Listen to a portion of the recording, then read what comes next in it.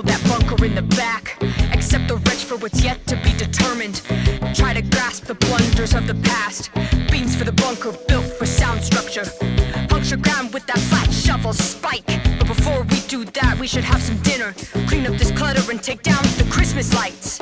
Yeah, I guess it's come to this. Board up the windows with the bathroom doors. Batten down the hatches with the mattresses. Lay out a pillow on the concrete floor. It's probably best we cozy up in the basement. Expect the sky's loud crash to last. Feel the taste for canned beans and box raisins. And patiently wait for the clouds to pass. Yeah. Call the children, the sky's coming down. Earth shakes in the silent sound. Wake the ghosts up in their soul town. The drive-in's empty and birds on the ground. To say we live in a time of uncertainty, of course a gross understatement. Shifting geopolitical tectonic plates and climate change, not to mention a fucking plague. Plus don't forget the invasion of Ukraine, or Roe v. Wade under threat of being overturned. Fascism experiencing a global surge. Conspiracy theories propagating at crazy rates due to unchecked misinformation fanning the flames. Even optimists inclined to frown while they hit the bunker, cause the sky's coming down. Call the children, the sky's coming down. Earth shakes in the silent sound. Wake the ghosts up in their soul town. The drive-in's empty and birds on the ground. Strong winds, I feel it in the passages. Pack up the duct tape, tweezers and bandages. Reaction in the line of every action. Waving those shiny things, bleeding distraction. Hugging up the rich, more powerful than destruction. Building up the bunches, making airlock construction. It's torturous, but it'll never take our souls. Crossing every intersection, making us whole. And they'll hang 'em by the guts till enough say no. Raising up the crowds so they all yell go.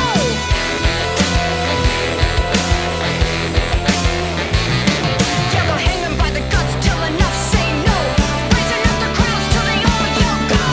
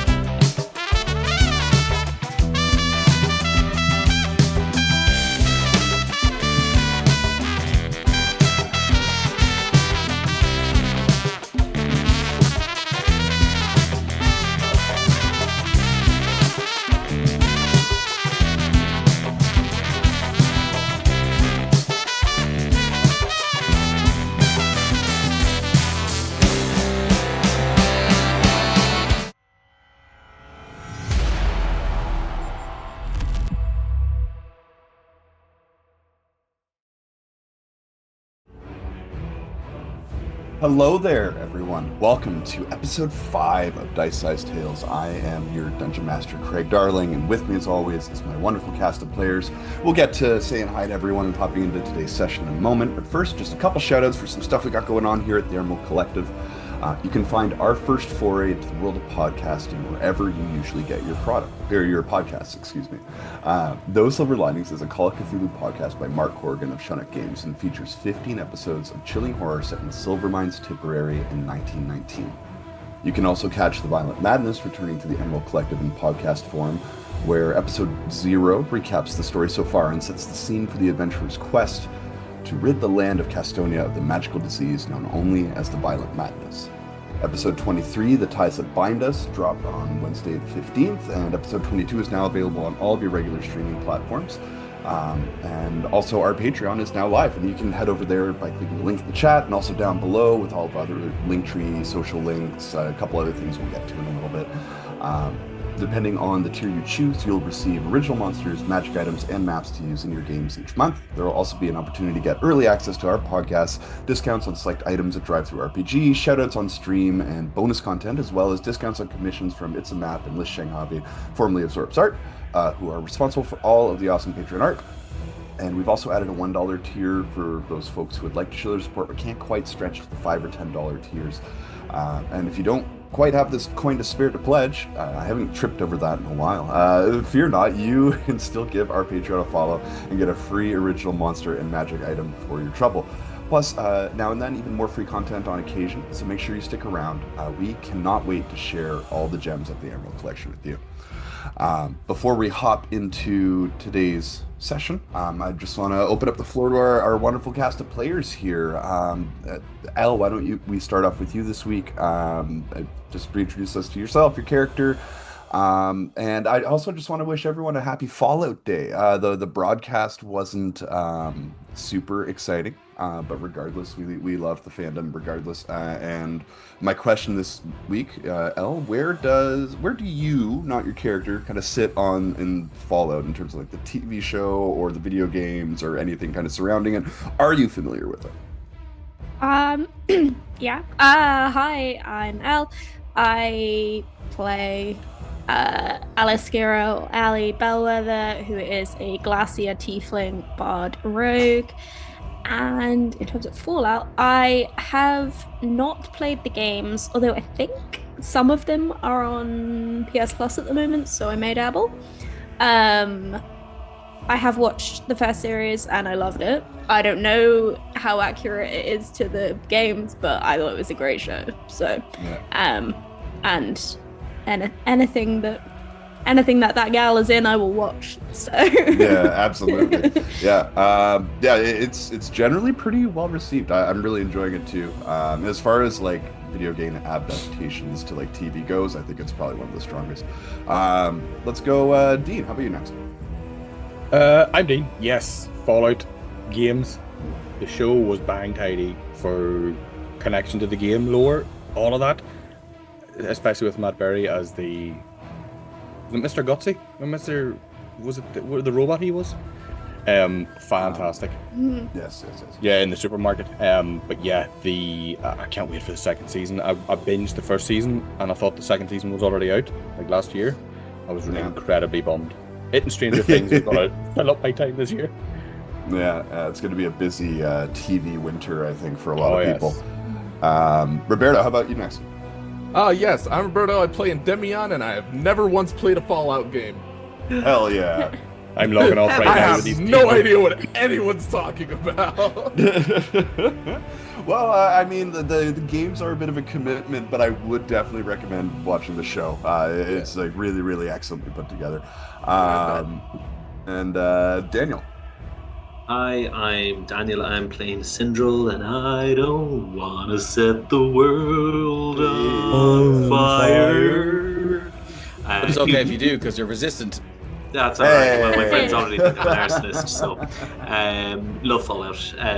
Love the show. Was delighted to see an actual, decent adaptation when we've had years of questionable ones. Really enjoyed the games. Fallout 76, by the way, for those who dismissed it at first, and rightfully so when it was kind of empty. Actually, really fun game now. A lot of content in it, a lot of fun, and I put a lot of hours into it, so it came good in the end. But yeah, so I play Syndrel, who is an infernal tiefling barbarian, and what he thinks is a master chef. He's not been proved wrong just yet. There's always time. It's true. But hopefully only positive reviews in your cooking, or even like a thank you, immediately after, would be only nice. Only the witch thanked me so far. And she eats boils. Will remember that. we didn't want to jump on it. Then you'd get too much of an ego, She eats boils. It's like boiling the hag. God damn it. And speaking of Stereaka, last but not least, Dave. Jesus. Hey, hi. It's been a hell of a day. But I'm here. I made it. Stereaka. I'm playing Stereaka. She is also known as the Poisoned One. She is a witch from the Kobold Press subclass Coven of the Hidden Moon. She's also Comet-born, which means she was delivered in the back of a falling meteorite from somewhere in the Shadowfell to a coven of hags. After a whole month of prayer and sacrifice, just prayer, no sacrifice, Stereaka arrived as a healthy child but quickly seemed to suffer allergic reactions to everything on this world. So she is constantly applying patches and poultices that were once prepared by the hags, but she knows how to do it now. Her life has been one of pain and misery, and it continues to be one of pain and misery, but with slightly less misery because she's made friends. Oh. Very good. They're little devil deal, Friends. but that's fine. What was it? What was the thing? Friends are a disease from last time? Yep. Yeah. Very good. It's okay. She's riddled anyway, so. Yeah. What's one more? What's one more in the pocket? Like. What's absolutely. one more? I'm going to switch us over to our map here as we're going to get into some combat rather shortly here. But as we rejoin the party this week, it's a couple hours after their departure from the city of Velthollow. They're hot on the tail of Kryn, a kobold imprisoned by the seamstress and her thieves guild. After convincing the kobold that Steriaka was not in fact an enemy and was planning an escape attempt that she was willing to include him in, the party followed the pair out of the thieves guild headquarters and out into the Malifi Rainforest to the northeast. After a few hours of travel, the party has come upon their first sort of real obstacle. The travel so far has just been, a little exhausting getting through the thick, lush rainforest, but after several hours of this travel, Steriaka has found herself in the middle of a small encampment of Thrax-Ragoth's forces, guarding this sort of hidden path through the Malifi and towards this swampland that they call home. Worrying for Steriaka's safety, Sindril decided to begin to climb the series of ridges between Steriaka and the rest of the party. However, in the process, has triggered a rather explosive trap, alerting the members of the encampment to the rest of the party's presence. As we pop back in, I know, and Damien, you have kind of moved forward a little bit. You've started making your way up, so we'll get you a little bit closer. But I would love for everyone to give their token a little click and then hit the little button that says initiative, and we're gonna do some stuff.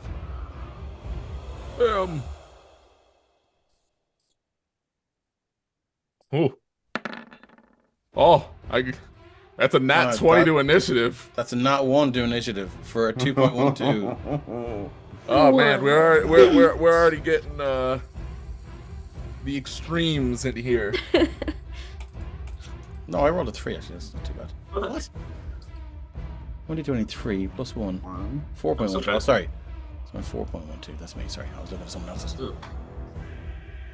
Okay, I can't actually figure out what the hell to get initiative. No, it's weird. It's told me that I've gotten. Anyway, I'm actually 2.12. 2.12. Okay. Yeah, I'm just gonna Don't do it forget from that D&D Beyond 0.12. Truth. No problem. That 0.12 is very important. It's gonna make the difference. Somehow. It makes a difference between 2 and 2.1, that's for sure. Yeah, True. One day, it will be the make or break decider. I hope it will. I truly hope that. And Sindril, you just get advantage on your initiative rolls, right? Yes. Yeah, perfect.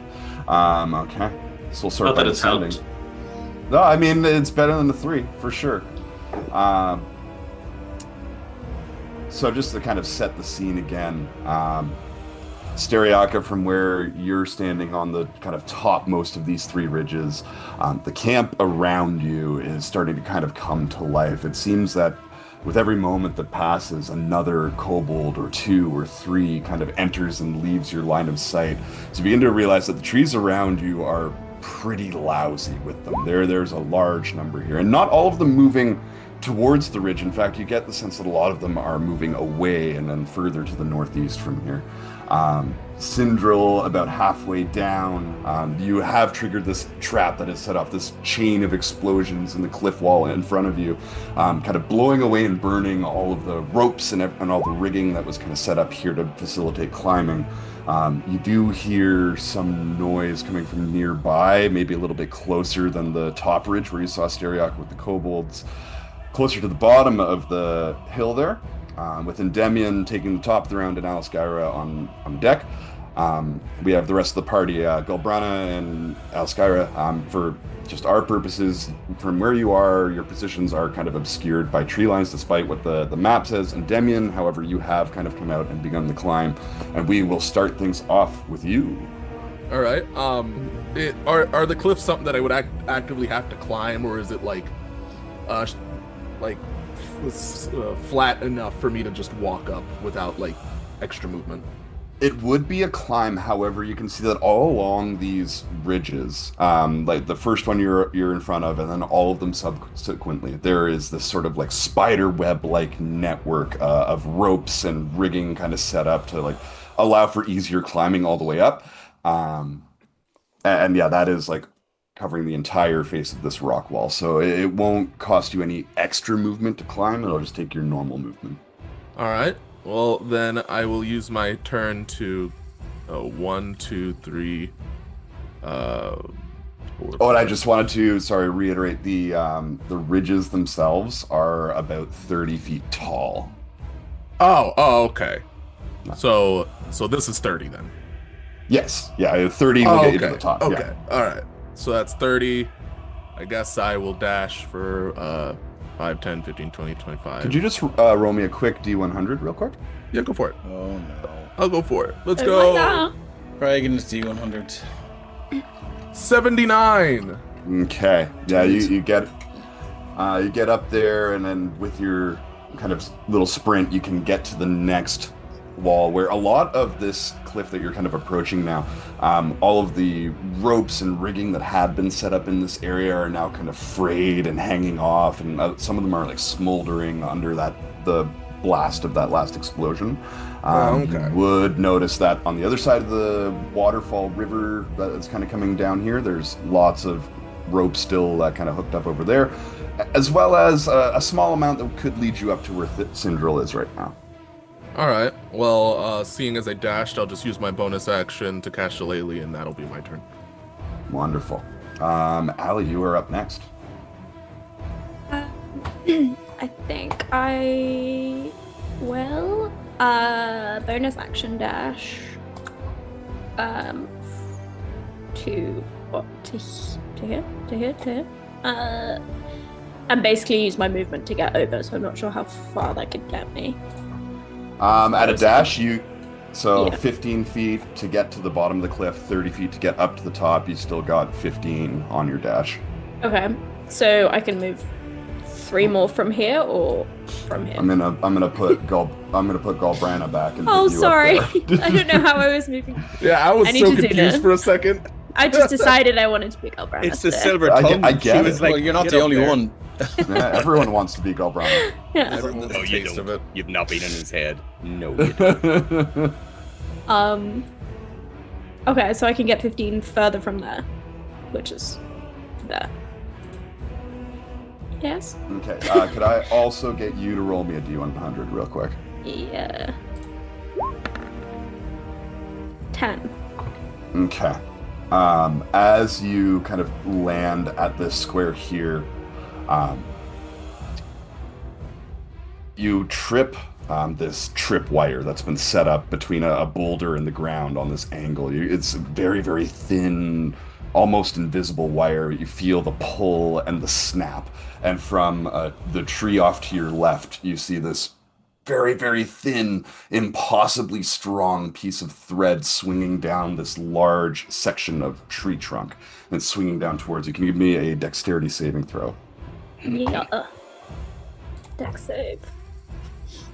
That'll be a 17. Okay, very good. You're able to avoid it without incident. It kind of swings back, clatters against the tree, and then doesn't quite swing out far enough to hit you a second time. I think she kind of... How far away am I from Stereaka at this moment? So 60 feet up plus the movement across. So about 150 feet right now. Summon Pythagoras. Bet I got you. In that You said case, 60 feet up? I will just... I'll just for action dash as well to get to like the bottom of the next ridge. Okay, wonderful. 15, 30, 15. So you could actually end your turn like a little bit up, or do you want to stay on the bottom? I mean, a little bit up would be great. I just for ease of map. Yeah, I'm not. If I'm one not of the gonna, squares I'm not, is representing like. I know. I'm not going to adhere too much to Pythagoras for this one. Okay. We're just going to make it easy. Very well. If you'd like to be a little bit up on the next cliff face, can you roll me another D100, please? Pythagoras, by the way, if you were curious, says 75 feet. You bum. 23. Okay. As you're going to climb up through this like network of ropes, you're going to pull on one, and you feel this as this pin just slides out of the wall, and you see a secondary rope that was kind of wedged into there comes loose, and this clay jar comes swinging down from the ridge above. Can you give me a dex save again, please? Yeah. Somewhere in the back of the log was like, "Ha! You thought I was a real trap." 16. 16, very good. It swings past you and slams against the wall, and as the pieces of it kind of come away, you see this like thick, almost sap-like liquid just start dripping down the cliff very, very slowly off to your left. That is that. I got some friends that are going to go next here. If they were really friends, they'd wait for everyone else to go. Yeah, they'd be courteous, they'd be polite, they'd be kind. That's what I tell my daughter when she throws things at me. That's true. Two kobolds emerge out of the trees. One at the top near Stereaka, and one down a level, kind of near where Sindril is kind of camped out. You can see these ones kind of walk out like very simply dressed, like a large, almost like tower shield for a kobold, decorated with all these painted red and blue scales and this large, like standard almost. And they step out to the ledges. One there, and one. Sindril, you can hear this like little scampering. You see the standard and this little kobold head kind of look over. They are going to use their action to form a shield wall formation. So each of these kobolds targets 4 that they can see, and they are going to be able to use their reaction to move their whole movement speed, but they have to end up within 5 feet of each other. So you, 2, you, and you. Just bring all of you onto the token layer. And Sindril, from the ledge above you, you can see an array of very differently dressed and equipped kobolds kind of appear on the ledge above you. Some of them with like full armor and shields and swords. Some of them with these large like plumes, these short throwing spears. A winged kobold wearing some sort of arcane focus. They're gonna make their way there, but not quite do anything quite yet. On the top end. They look like those little frilled lizards. You know, the ones that have to like. Oh, flap. yeah. The wee, like the spitting one in Jurassic Park. Like the actual little lizards that when they Yeah, get the real mad, ones. they're like yeah. And up on that top ridge, Stereaka, you see another group of 4 kobolds emerge out of that tree cover there and make up a formation along the ridge on the opposite side of the river. Ignore that roll, by the way, that was an accident. That is going to be their turn. Also, Stereaka, at the top of the ridge, the top layer there, you see this tent. I don't know if you can see that, Pink. I can, yeah. The flaps to the tent kind of fling open under all the noise and commotion, and stepping out of it, you see a very familiar, very burnt, injured-looking lizard folk gentleman step out. And he takes a look around, surveying all the chaos of all these kobolds, and looks at you, and in common, you! He draws a sword, and he is going to use his action to dash through this water and get up close and personal. That's going to be his turn. The winged kobolds are going to go next, and we have Golbrana on deck. Well, I'm going to try and get up this hill. You said there's nets and Yes. stuff here, but they're in fire-ish? Oh no, you said net. There are. Just give me a quick moment. I have a few more kobolds here. Sorry, to I thought... pop out. No, not at all. I just wanted to let you know you were up next. Three You did that on more of purpose, these Craig. winged kobolds fly out of the tree cover. They are all going to dash and make their way down to the second layer here. That's going to be their turn. And Golbrana, you are up next. Okay, my action is taking Clancy out. The turret, it's just going to crawl up onto my shoulder Yeah. and wait there until I'm up. Then I'm going to move as much as I can. What do I have to do to get up this?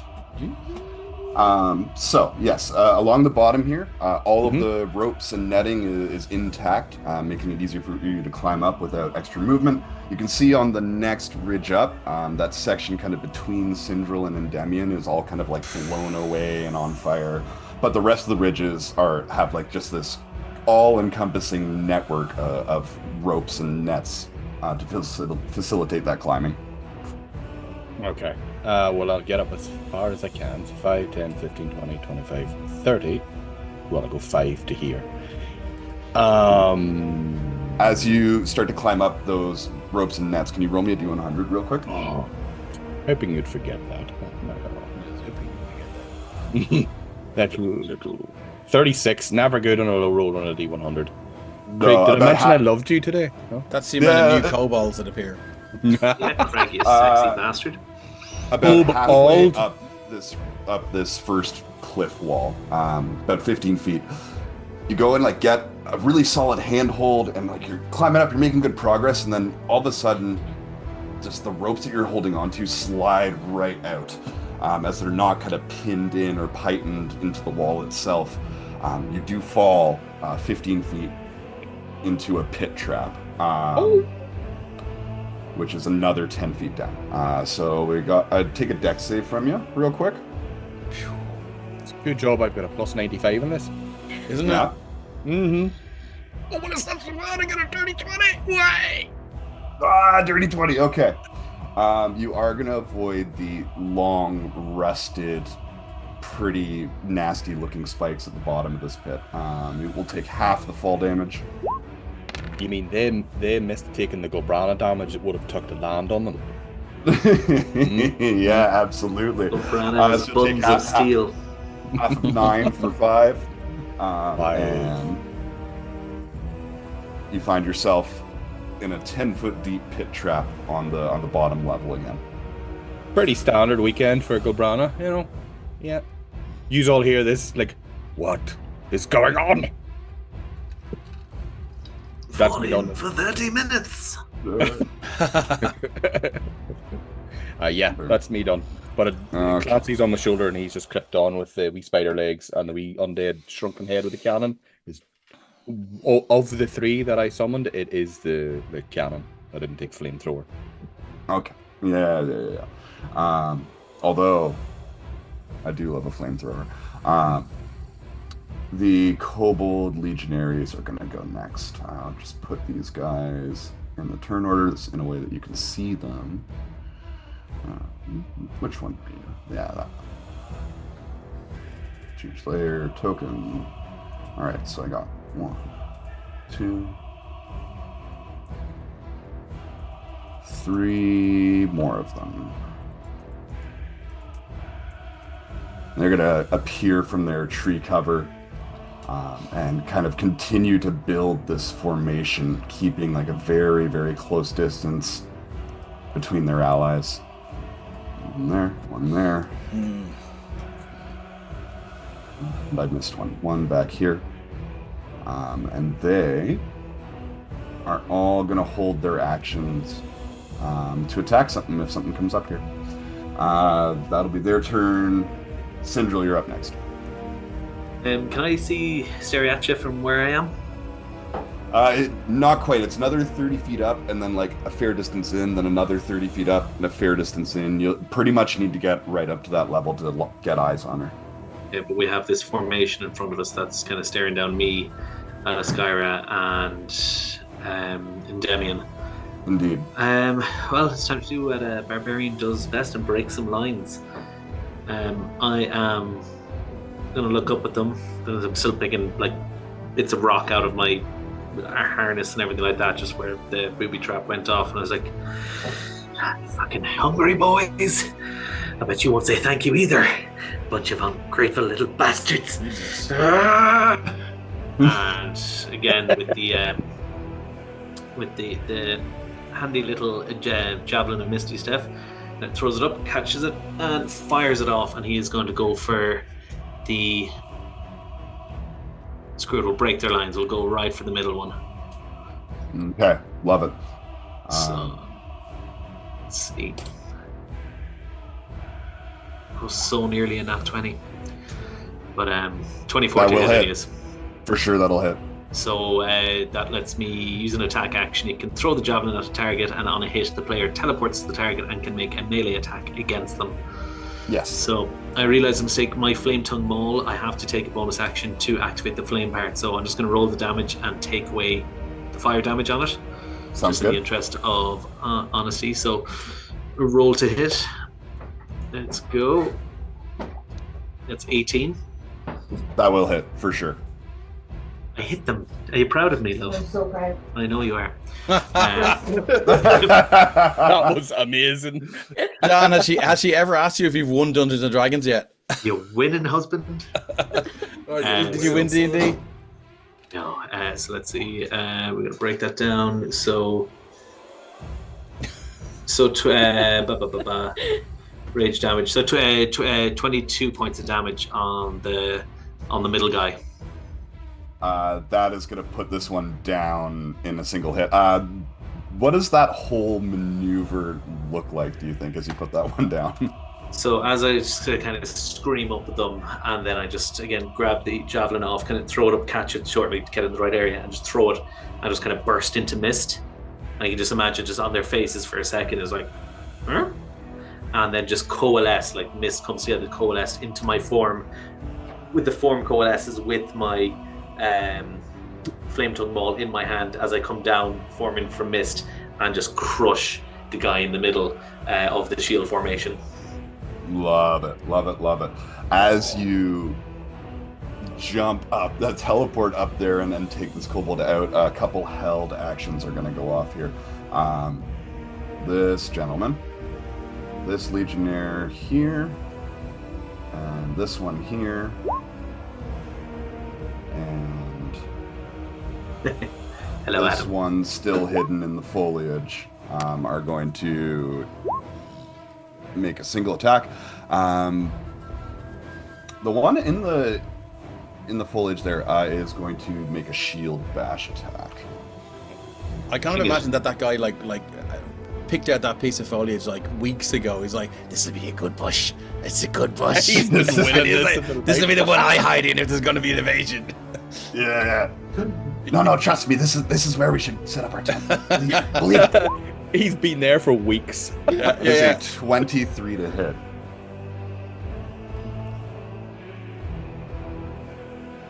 I believe will hit. Yes. Still thinking. If he doesn't say anything, then it doesn't hit. We just say Andy Lad subscribed with Prime. So Prime is still the same. Andy Lad, you can give somebody a point of inspo. I think Syndril is the only one that doesn't have inspo. Not me. How dare you? You have one. No. Shush, Dean, shush. Sorry, Endymion and Syndril, yeah. So you can pick who someone that doesn't have a little shield with a dragon on it to give them inspo. Sorry for going across your quick. Oh, I was looking at boon. I'm an idiot. Well, Brandon has one. Yeah, I thought I was looking at boons. Maybe I'm being a little bit silly. All right. So the shield bash is going to do 3 points of damage. Also, I need a strength saving throw from you, please.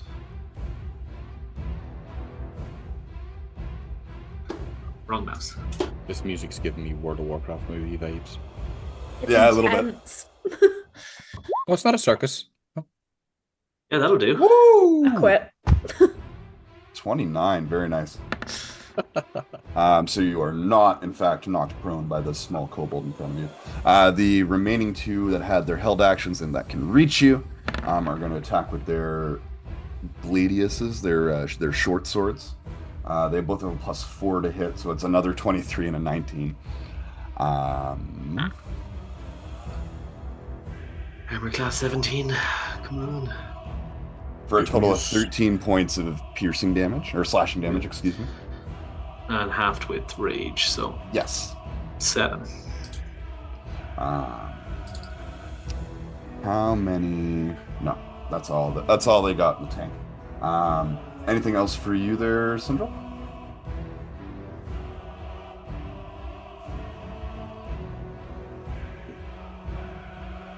No, I'm sorry. I'm all good. No worries. No Sorry, it worries. broke up for a second. I was like, Just reflecting on the futility of it all. Yeah, No, no. that is actually shit. No, hold on. Fucking hellish Wait a rebuke. minute. What am I doing? Hellish Rebuke, hell yeah. Sorry. Hellish Rebuke. Yeah, we don't need to keep that. Hellish rebuke. Okay, so yeah, give me a Dex Dex 12 or DC 12 Alright. Dex save. Which one of these fine legionnaires would you like to So hit with it?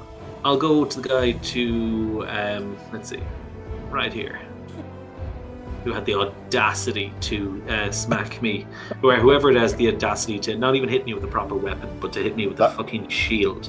That'd be this one over here in the bush. Yeah, I want to crush him. It's just a gentle Alright. little boop. Nobody boops my snoot. Only, That's a 12. only Steriaka. Ah, Nobody snoots my boob. so half damage, 2d10. Half damage, 2d10. 7. Oof, 13. All right. Well past bloodied. Well past bloodied. Bum. Good. And anything else for you, or will that be all? That's me. Yeah, no, I'm good. Up next, the Kobold Centurions are going to go next. That's these kind of gentlemen with the small throwing spears. A couple more are going to come out of the woodwork here. Romus Victor. There. Nice one, Centurion. Nice one. And we got another one up here. That's very good. There. We're just keeping formation on the right for now, unless. Oh, maybe. Oh no. Oh, yes. Okay, so Got a rhythm most of the kobolds on the right are the centurions, I should say, on the right. Oh shit. They are going to hold their action because they're out of range. One of them, however, is going to use their Firetail Pillium. So they pull out this spear, and it looks like it's like kind of coated in this thick oil, and they light it on fire, and they throw it down towards where Syndril is. Syndril, can you give me a dexterity saving throw, please? We just got 5 anonymous gifted subs. Oh, that's amazing. Thank you. Wow. for Guys. the mystery person who did that. We give you 5 anonymous thank yous. But 5 very much not anonymous. So what we'll put them Thank in you. the pot? By You the see, way, You'll never know Dex who save, said was it? thank you. drop the hype trains on 83%. Ooh. It had nothing to do with my 94 just there, because that's what happened. Yeah. Tits. Oh no, actually I thought that was a nat 1. Never mind. It was a 7. It's a shit roll. Oh, tits. I mean, it's still Natural, bad, but it's that's not a true. nat. It's not a nat 1 bad. So This Pillium, he launches it, and it soars with this just incredible accuracy and lodges itself into your side, and you see this like little container built into it that shatters on impact, coating some of the ground around you in the same oil, causing this fire to burn up, this very, very thick sort of obscuring smoke up in that area. I'm going to draw it on there. Go extra large. And map layer so that it's underneath everyone. But this whole sort of area is now kind of billowing up with smoke, and anyone on the outside of that can't really see in or past it. Syndril, you're going to take not very much of this at all. So 4 points of fire damage. Resist and fire resistant. Unfortunately, resistances don't stack, so that'll just bring you down to 2. Lovely. And the remaining centurions up here, 1, 2, 3, nearer to Syndril, are going to move away from the smoke and the fire. And they are going to all throw these pillions down towards Endymion and Alaskyra. So I'm going to need 2 dex saves from both of you down there. Wait, 1 each or 2? 2 each. Okay. God damn. That is a 10 for the first one, plus 3. Second one is 21, and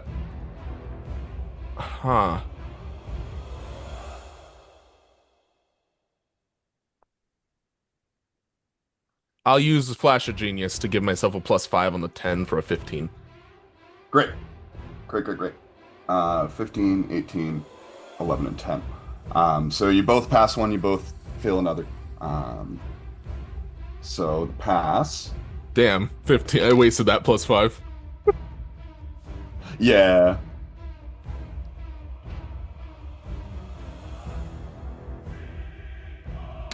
Oh, come on, roll it. There we go. Okay, so on the successful one, you're both going to take 9 points of damage, half to 5. And on the hits, it's going to be another 7 points. All of that is fire damage. 12 altogether for the two. Or sorry, 16 altogether for the both of you. So were both of those fire damage? They were both fire damage, so you would resist both of them. Okay, so the first one was 5. What is that? 3? First one was 9, second one was 7. Round down for a player and up for an NPC. Okay. It's 4 and 3. So 4 and 3, yeah. 7 points all in. Oh, hold on. Meant to do that. And again, as these pillions kind of stick into the ground, they begin to burn the terrain around you a little bit, causing rise to this thick black smoke that begins to kind of obscure your position to anyone on the outside, as well as yours to anyone out on the outside of it. That is going to be their turn. And then my last Kobold boys are going to go. My artifacts. my last. There's 15 million in them. Oh no. Yep. Mm-hmm. I was Hold born on. in Kobold. You really think the By the waterfall time is I your saw eye? I was born in it, molded by it. You can By hide the in that time I bush. saw a dragonborn, I was already a man. 2 of the artifacts, that's these with the kind of like more rigorous trap setups, are going to move up to the edges of that ridge, and another 2 are going to materialize out of the bushes. Oh, hello We have a there. visitor. Hello. Hi. Say That's fireball. the cutest kobold I've ever seen. Fireball. How did you know what I was going to do next? All right. They disintegrate. Let's just great. Yes. Yeah. That's a verbal component of the spell and everything. Love it. I love it. These 2 that are down kind of at the mid-tier of the cliff are both going to pull these larger clay pots that have this like faint buzzing sound coming from them out of their bags, and they are both going to throw them down into that area of smoke that's starting to build where Endymion and Alaskyra are. Can you both give me Jesus. a Constitution saving throw? We're getting a load of soaps. Can here, I just- argue that we get advantage because bees are normally pacified by smoke? Who said they were bees? Yeah. Damn it. Good argument. Wasp, do you There mean? were bees last time. They were Yeah, bees that was last time. I was These getting, I was Not getting the eaten by bees. bees. These could be the advanced versions. These are now seeds. And Demian's like, not the bees. And the DM is like, no, it's not the bees. It isn't bees. It's hornets. Oh no. Asian hornets. 21. Fucking hornets. Do you say con save? Constitution, yeah. Sorry. Well, that was so nearly a nat one. Yeah, I saw that. All right, 16 and a 14. These, from within this column of smoke that is now building around and above you, you don't really see the clay pots come down, but you hear the crash on either side of you, and this horrible, loud buzzing sound begins to fill the column as some sort of insects, you can't quite see what they are amongst all the black smoke, they begin swarming around you. Alskari, you don't take any damage immediately, and Demian, you are going to take a touch of poison damage here. Even though I succeeded? 14 plus 7 for 21. Oh, plus 7, excuse me. I say 9. Yeah. I'll start doing the roll commands instead of clicking the button. I appreciate it, thank you. In which case, no one takes any poison damage. However, starting at the start of your next turn, these bees are going to start swarming around you and following you for a round or two, giving a couple little negatives. But for now, they don't do anything. The artifacts is up top. Yeah. This was a good This one over here is kind of been a fun, everybody. Is going to hold his action because there's an awful lot of kobolds in there that are going to get messed up by everything he's got. The artifacts on the other side of the river is going to start making his way towards the edge of the river, and it's going to hold another action, which will bring us to Steriaka at the top of the hill. You are surrounded by Kryn and a small collection of other kobolds that have taken a rather strong liking to you, and one lizard folk getting right up in your face that you That know guy can go doesn't fuck like himself. you. Okay, cool. So Steriaka now, that guy. a look of defiant outrage on her face. I have, so this is where I'm kind of going to beg for some leniency here, GM. I have a cantrip called Smolder that gives me advantage on intimidation checks, but it is an action. Can I make an out of action intimidation check if I use that? If I drop, I'm gonna try and bullshit my way out of this. Sure.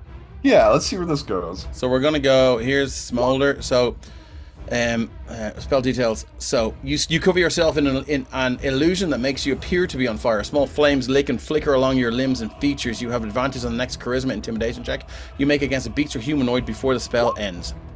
Once you've used this spell to give yourself advantage on charisma intimidation checks against a creature, you can't use the spell in the same way against that creature again until that creature finishes a long rest. So she begins to just lick up in flames. Now you can see these sort of black and green and orange flames just begin to rise off her. Her eyes roll back in her head. Now you can see the hair that she often uses to store things in. It comes to life and begins to swish, almost as if caught in this breeze that doesn't exist.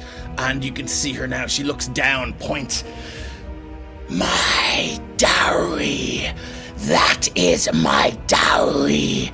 My gift for Thrax-Ragoth. How dare you! How dare you interfere with the gifts I have brought him? Stand down, burnt one, lest you be burnt again. I am his wife. Interesting. Bomb chicka wow wow. I will Also, take I'm that. working that STD. information. Yeah. Stand the confident queen. Good, Robin still wants to kill one of these fuckers. I'm going to go for intimidation with advantage. I got +4 on this. Walk a ground. I do have a boon, and I can I give myself guidance in this? I feel like it would be unfair given that I've asked you to give me double action. I mean, if you want to stack everything you got on this, go for it. But so the intimidation check is an action. The cantrip was an action. So I think you've been like, it would be unfair to ask. Can I? I'll take it if it's going, but like. Yeah, take it. Okay, go. Here we go. Zip zap skibbity wap boop. So I've got a 14 plus 2d4. So I'm gonna go. So that's gonna be guidance and boon. 16. Oh, no. Not the minimum. Can I use one of my inspirations to reroll I have to take it, though, don't I? You do have to take it. All right, chat. What do you think I should do? Should I do it? Do it. Big money spender. Come on, don't be a coward. Right. Gambling time. Big money, no whammies. Let's What go could go wrong? gambling. What could go wrong? What could go wrong? Anything Here we you go. can lose. Let's Boom. go gambling. It's a 13. Can I? So do I still get to add the guidance and the thing on that? I will take the previous guidance on it. Okay, so it's do I have another boon? I don't. Okay, so whatever that, I think it's still 14 or something. Is it or no? It's 15. 15 all in. Yeah. We'll keep the boon, Yeah. keep the guidance from the last roll. So just she's replace it with 20. yeah, she's trying to intimidate the shit out of him. You don't see any sign of him backing down as he wades across the water towards you, this rage sort of smoldering back at you. Very single-minded, very direct, very disciplined. Okay. I think that's all she's got. Okay, all right. Around you, Seriaka, the Venators, these kind of dark cloaked kobolds, for the moment are not considering themselves your enemy until otherwise convinced. So they are going to join in on the festivities below. So they haven't stopped. They have not stopped.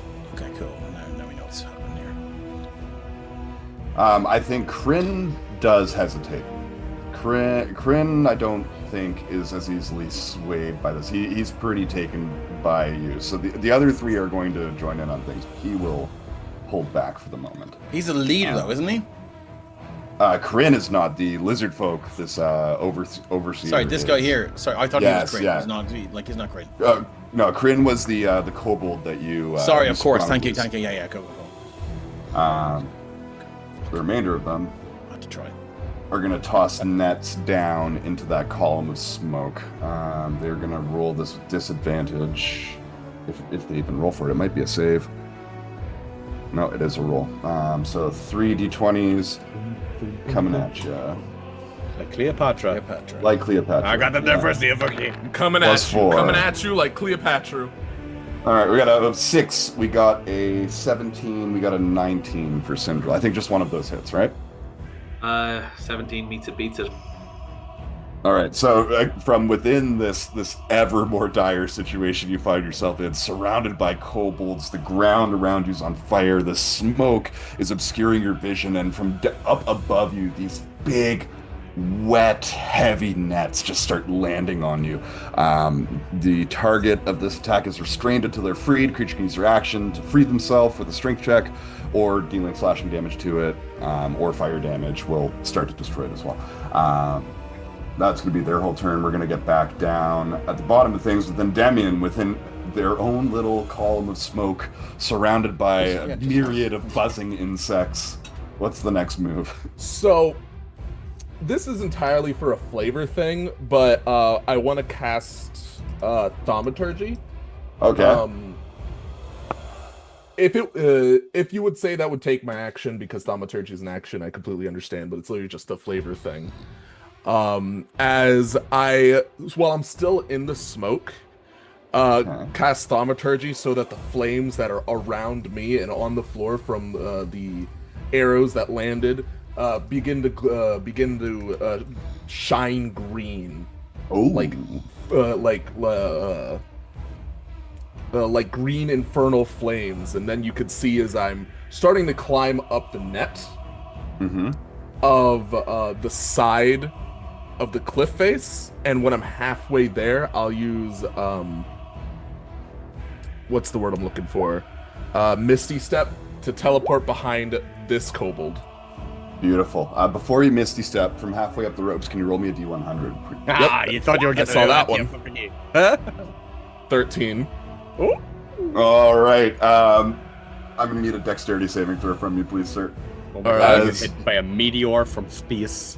Well, similar, actually. The rope kind of pulls, and it feels solid at first, but then you put your whole body weight on it to kind of climb back up, and the rope pulls and gravity kind of takes over, and you see this boulder tip over the edge of the ridge above you, and begin to fall down.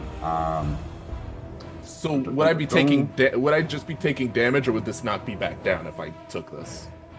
Both. Oh, okay. So I have inspiration, right? Yes. May I use that here? Absolutely, you can. Slick, because I don't want to take an 8. 11. 11. Alright. I guess I'll use my reaction to give myself a +5 to that for a 16.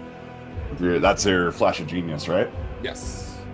A 16 will just make it. As the boulder comes tumbling down, the smoke is kind of a little bit more thin up here. You can see it coming. You're able to kind of hug close enough to the ridge that it just kind of falls behind you and lands like right beside where Aliskaira is. You can feel like the vibration as this large boulder, like just, it's like eye level with you, lands beside you, not damaging either of you. But yeah, you free to Misty Step away now. All right. So I then cast my Misty Step use to then, while I'm halfway up, teleport right behind this kobold. And when I appear, not only does the black smoke that was surrounding me and wafting up into the air also appear with me as I teleport behind him, and just kind of disperses. After I come out, I'm just holding my staff. I'm just holding my staff thing as green flames and embers are burning across my body. Some of my clothes and everything are singed and damaged. And one of my goggle lenses is cracked, and you can see into my mask, into one of my eyes that are now glowing green in anger. Awesome. Wow. So like I said, that would be casting Thaumaturgy. I'm okay if that is my action and I could end my turn here, or would you say that's fair? You know, I feel like I still want to give you an action. All right. Because what I want to do is, after that, I want to take my staff and try and shove him off the cliff face. Hell yeah. Into the fire. Yeah, it could be a strength check. All right. Or actually, sorry, when a push is now in 24, it's a strength save. 8 plus your strength plus your proficiency is what? 8 plus strength plus proficiency is 12. 12, okay, so it's got to be the 12. Unlikely, but we'll do our best here. Oh, flat roll even. Roll the dice! Roll the dice. That is an 8. All right, so yeah, I just grab the staff and I just shove him down the cliff face, and I want to see as he like tumbles down and falls into the smolders and fires that I originally climbed out of. Yeah, disappears into the smoke, and then you hear this sickening crunch, as does Aliskaira, as something lands on this large boulder that's landed right beside you. You hear this like death rattle as this kobold slides off the boulder and into the burning ground around you. Bye-bye, buddy. Just give you a nice little X. And that'll be my turn. Wonderful. That'll move us to hell of a turn. Move us to Aliskaira. Okay.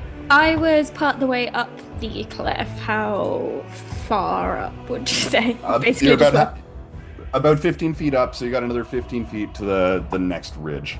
Okay, so then I would have 15 feet at the top, theoretically. Yes. Okay, and what are we considering the top here? Yeah, we can say that's the top. Okay. Am I fine to clamber out of the smoke if I was already partway through doing it? This is a good question. Can you roll me a D100, please? Oh, I should not have asked that. I could feel it. I could see it in his face. I could smell it off him. Ooh, can I get a dex save from you, please? Last one was a 10. You're just counting down now. No. 17? Oh, 2. We need to be going up, not down. Okay. Getting all my bad rolls out, surely. Surely that's how it works. Can she not just argue her way out of it? Silver tongue. Do not fall on me. As you're kind of like Pretty pulling please. yourself up onto the ridge, you kind of adjust your foot to like give yourself another place to push up from, and you feel that rope just slide away, and you almost fall. You're able to like catch yourself on the ridge and push yourself back up, narrowly avoiding a rather unpleasant fall. Wait, is there such a thing as a pleasant fall? Yeah. Like I mean, like mid-October coffee cup, Like or a trust fall? A pumpkin spice. yeah. Or into a Trust fall where you're not betrayed. a trustworthy trust fall. Yeah. a fall into a cold night bed at or Starbucks, into you know. a ball pit or into a soft play center. You could fall into them. It'd be fine. You get a nosebleed, but you know. Okay, so on that basis, 1, 2, that would be 15 feet. That would be 15 feet.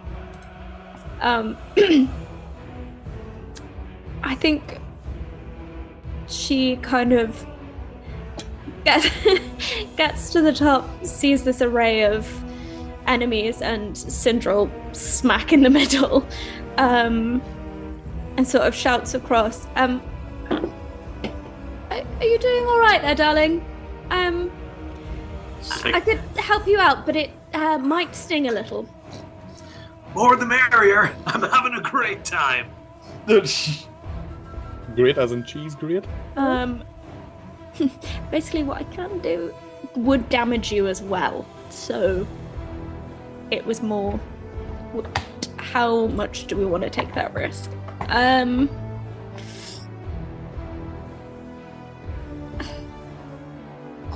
I think okay, she will just how big is 15? A 15-foot cube. More than 14, less than 16. Very big. Okay. Very big. Oh Very big. shit! I can take it. I can see.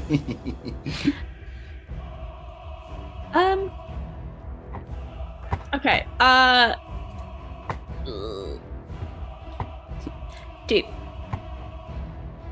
Are you alright with taking the hit? Okay. You might. Okay, fine. You might regret it. Don't go into the detail. He said yes. I'll go with low level. I'll go with the first level. I will do a first level thunder wave then, and so I'm a Path of the Storm Herald barbarian with a speciality in lightning and thunder. That's my aura. So okay. Well, And also, are you raging? Don't you yes, have advantage on con save? pure rage. it's from me, so I don't know where that gets So in it would terms of be, enemies, because I'm. It would be like a 15-foot, so it'd be like 3 squares by 3 squares. Okay. You can put it anywhere as long as it doesn't have to center on you. Yeah. It just No, says it for this does one, say it comes so. out the front of you. Yeah. Also, you can use Alt to not have it snap to the grid. Okay. Oh, that's great. Yeah. So you're looking at an area about that size. Okay. These are always so hard to do. It comes from out in front of you, Yeah. sort of like this, but in front. I don't know how to like make the square I not will. move. How? So where you're gonna? All right. Yeah. However many, I can hit. Craig, you can determine that. I will. First Where? of all. I mean, I think most efficient is popping Syndril right in the center of that, maybe. So it's a DC 16 con save for everyone. Yeah, this. Anyone is that fails takes 12 damage. Anyone that passes Rolled a 16. Okay. Anyone that fails takes 12 damage and gets pushed 10 feet away from me. Oh, very good. All right, so I got legionnaires there. I got a standard bearer. I've got a couple adeptus and a centurion. Okay. So we'll start with the standard bearer.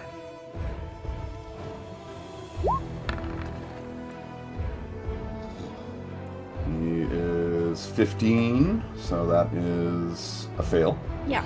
We got 1, 2, 3 legionnaires. We got a flat roll.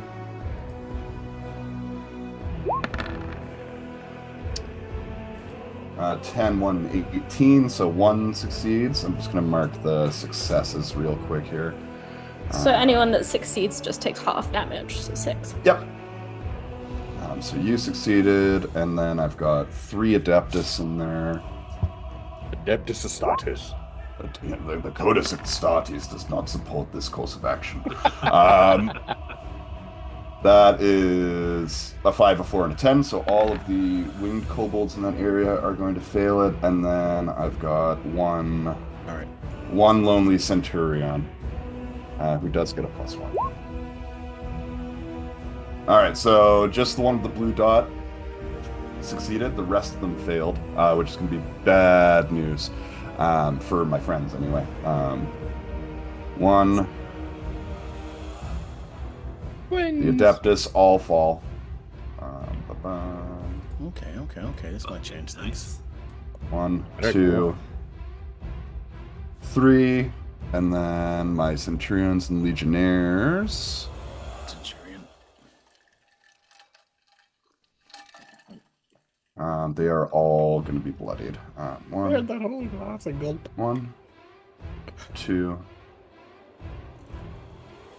You are still going to be bloodied after your success. And It hardly blows the net Beautiful. off me, does it? you know what? I like that flavor of it. Yeah. Then I need Your cheeks and all. But then, not to play devil's advocate, but would that not like blow you away as well? No. I got a 22 on the con save. Alright then. And my And it heart pushes is, them 10 is feet away? filled with the storm. 10 feet away from me, yeah. 1, 2. I'll take this. You failed, but Try you're not to feeling okay. react. 3, There is no try, there is only can't. 4, 5.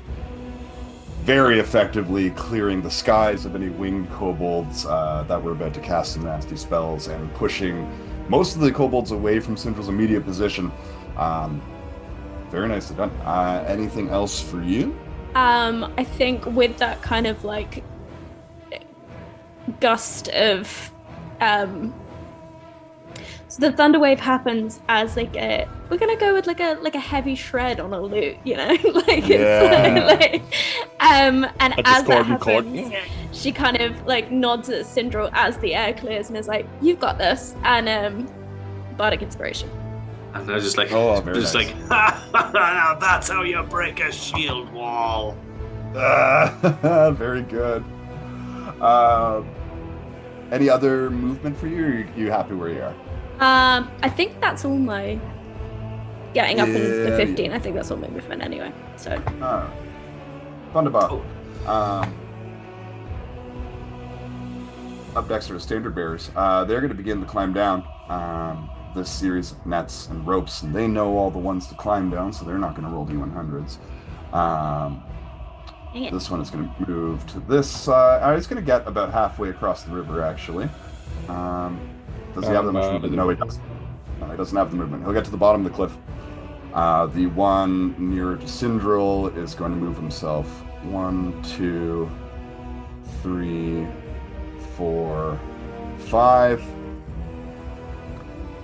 And they will It's a both... big square, Dave. Yeah, I'm trying to work out if I can do something. Sorry. There you go.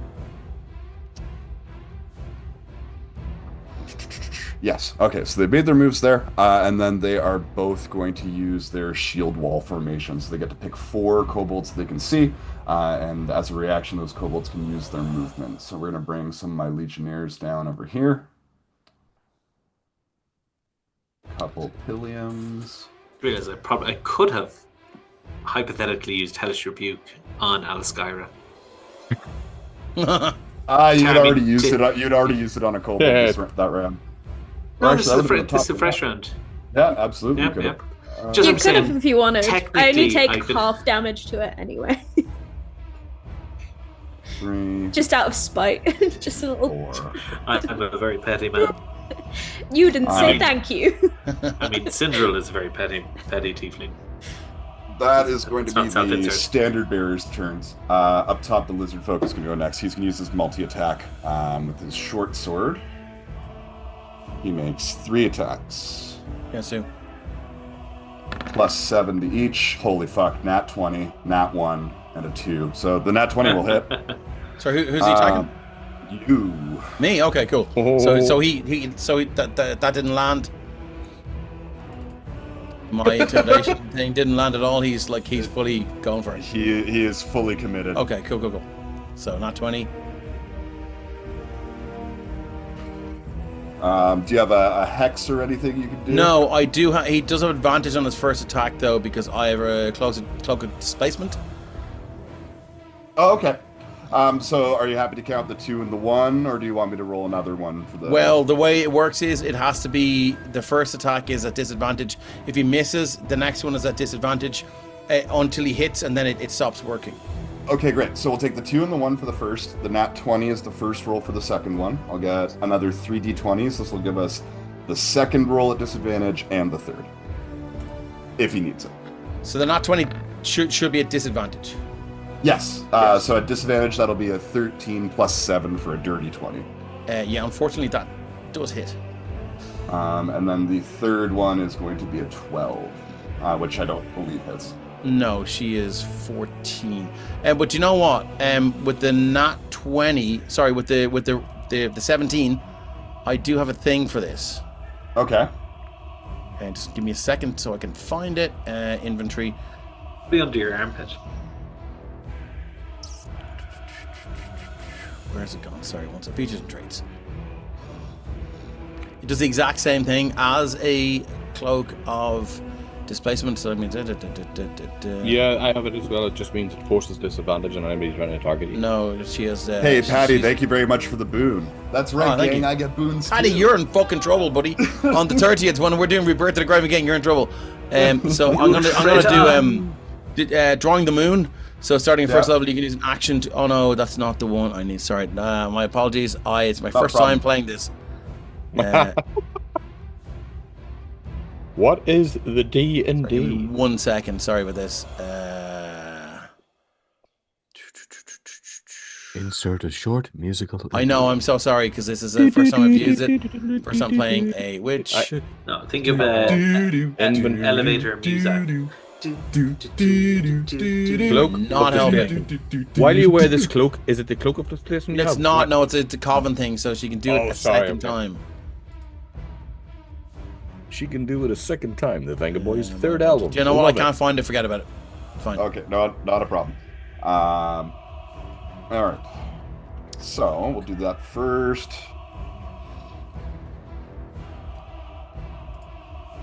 So for piercing damage, you'll take 9 points. Okay. And I as still, it, I still have 11 temp. Is that right? yep, that is right. Yeah, Okay, that'll cool. be from the kind of diet Cool. heroes feast that Syndril provided. And that you thanked me for. Eventually. It's true. And then as the blade kind of pierces into your flesh, you can feel that acidic burn kind of working its way through the wound as well as you take 15 points of acid damage. Cool. My mum took 15 points of acid damage in the 70s. Let me go. I So did that's that right, as 13, well. 15 minus 13. So I'm going to go 62. Cool. All right. Okay. I'd like to use my reaction to cast Hellish Rebuke. Very good. Just find it here. Forget I had the 10 hit points. Cool. So he needs to do. You okay? He's running into the corner of a room to fart where he owns a microphone. That's not a good choice, everybody. Okay, here we go. So I'm gonna bop an out Hellish Rebuke. Zip zap skippity bop. Cast. Sorry, that's the first level. Let me just do it again. Should be. I'm gonna cast it. Actually, no, do you know? Forget that. I'm gonna cast it at third level. Hell Drop yeah. it like it's hot, lad. Go on. Boop. There we go. So this should be third level here. Woo! We're looking at, what are we looking at? We're looking at 25. 25. It's a D. It's not. I think it's a. It could be a 15. longer. It could be a higher one. Give me 1 second. Yeah, it's D. Yeah, 15. Dexterity saving throw, 15. please. Bouncing versus Dancing. Yeah. That's a 9 with this plus Okay. 7. So as the first, what's he wielding? It's a gladius or a short sword or something like that, is it? He is wielding a short sword. So as a short sword goes through with this, again, this acid damage that has plagued her now. To use a like an appropriate term, she's sick of it, and she just grabs his face, reaches out, grabs his face, and she goes, "You want to play? Let's play." And she just, so his hair burns away. If he's any scales or hair, they burn away underneath the scales, so you can see these huge burn marks of her hands. But as she reaches around, the fingers elongate, so they're impossibly long, and he's branded now for life with 25 points of damage. However long that may Pushes be. him away, and so she's fucking. It's fucking on now. It's on now. All of that Fucking on remains now, come. true. I feel it's only fair to let you know, he does have the evasion trait. So on a failed save failed save on dex saves, he takes half damage instead. Isn't evasion dexterity? Isn't it an area of effect? It says allows it to make a dexterity saving throw when it's subjected to an effect that allows it to. So Okay, cool. it's Cool, not cool, just cool. area. Yeah, that's fine. So I he hate it will when take Steri's the fingers do 13 that. instead. And then he is going to use his bonus action to disengage. After he's kind of reeling back from that flame and that burn, you see him take a couple steps back onto a piece of land in the middle of the river there, and he is going to draw his bow and train it on you once more. Of course he is. But he has no more attacks this round. My Adeptus, they're gonna do a thing. They pretty much all got killed. I got one guy still hiding in the shadows here, so I'm gonna bring him to the forefront. And they are going to fly high. Fly high, not so high, probably only 10 feet off the ground from where they are, but they are both going to fly off in the direction of Endymion and Steriaka, and they are both going to cast Magic Missile. So they do 3 darts each, and they each do 2 points of damage, so 6 points of force damage to both Aliskira and Endymion as they release this volley of arcane force damage. I already used my reaction, right? It is a new. Oh, did you? Yes, you did. Yeah, for the okay. Yeah, so I can't cast shield here. All right. Magic Missile would hit without shield anyway. With shield on. No, shield specifically says. Oh, it does. It does. Sorry, I yeah. had that backwards. You're absolutely right. Very good. Sorry, was that 6 to Ali as well? Yes, 6 to both of you between the 3 darts each. That is going to be their turn. They're going to remain, 10 feet up in the air, but still within striking distance, which is going to bring us to Golbrana. I don't mean to be the teacher. You forgot your homework. But aren't the darts 1d4 plus 1? Not on the stat block. Oh, okay. I was about to say, I was like, 6 is like really low for 2 people casting Magic Missile. It's quite I won't all complain right. though. I won't complain. I do this for you. This is a 10-foot hole I'm in. Yes. Would it take my whole action to get out of this? What I want to do cinematically is I want to cast a Tensor's floating disc out of the skin that I've got in my bag and float up the ridge. But it can only it can only go up slopes. It can't go up a vertical ridge. So it's like, can I scoop myself up to 10 feet and then go have a conversation with Eugene and then Tensors float up? Yeah, definitely. Certainly you can make it up, and that I love the idea of that. So Yeah. go for it, yeah. Golbrana's having a conversation that nobody else can hear bar him. Eugene, most of them will die. We all die sometimes. And what else are fucking plant's going to eat? Be quiet. It's my turn. And I'm going to open my satchel and take out just this, like, rolled up tanned skin and throw it on the ground and cast Tenser's Floating Disc. And I'm going to mark that off on level 1. So it has, like, loads of faces and stuff on it. It's all different people that he has wronged him and he's killed them. And he stitched them together and floated this thing down, and they all move and they all look like, what's happening? And he just steps on their faces as he floats up and like, it's fine, you've one more job to do. And he floats up, and I want to try and get up to the top of the ridge with the cannon on my shoulder, and the first wee sumbitch I see, Clancy's just going to take a ballista shot at it. Boom. Probably be this gentleman back here. Yeah, so the wee spider-legged, skeletal, shrunken head with the cannon out the mouth, the eyes are darting around looking for a target, spots this guy. There's bits of fucking gristle falling off it because it's recently summoned, and it sees it, and Gul'Brannan says, yes, that's a fitting one. And I'm just going to take a shot. Boom! Which is a bonus action. I had it and then I scrolled down. It's a 2d8 force damage. Bonus action. Ranged spell attack. Okay, so ranged spell attack. Where is the wee button? There it is. Spell attack. It's a +7. Oh, that's a 9. I'm going to use an inspiration. Okay. Take my inspiration away, please. Yes, that's a wee bit fatter. Yeah, so you see the throat sort of like goes as if it's about to go into a fit of coughing. And this walnut-sized knuckle just shoots out and hits this thing in the face. For 2d8. What? Oh, did that hit, by the way? Oh, yeah. Big time it does. Backwards. Thank you, sweetheart. 7. Not lots, but it'll do. And for anybody who has only tuned in for this one, Gul'Brannan's got that. Do you remember in Walking Dead when what do you call her? The girl with the short grey hair. She had a big poncho on her. Coral. She had the poncho on her. So he looks like this postman in a black poncho who's pissed off at someone's dog, and he's just what he wants. It's going to be a wee bit to calm him down, you know. But yeah, that's me done. Just double check. Oh, right, that one is not quite bloody. I've moved so out of the hole 30 feet. 5, 10, 15. I'll say it to there. Gul'Brannan floating up on a disc made out of the sewn up skins of his like vanquished foes' faces is like giving me such a crazy visual right now. It's like real 2000 AD fucking Mekon vibes.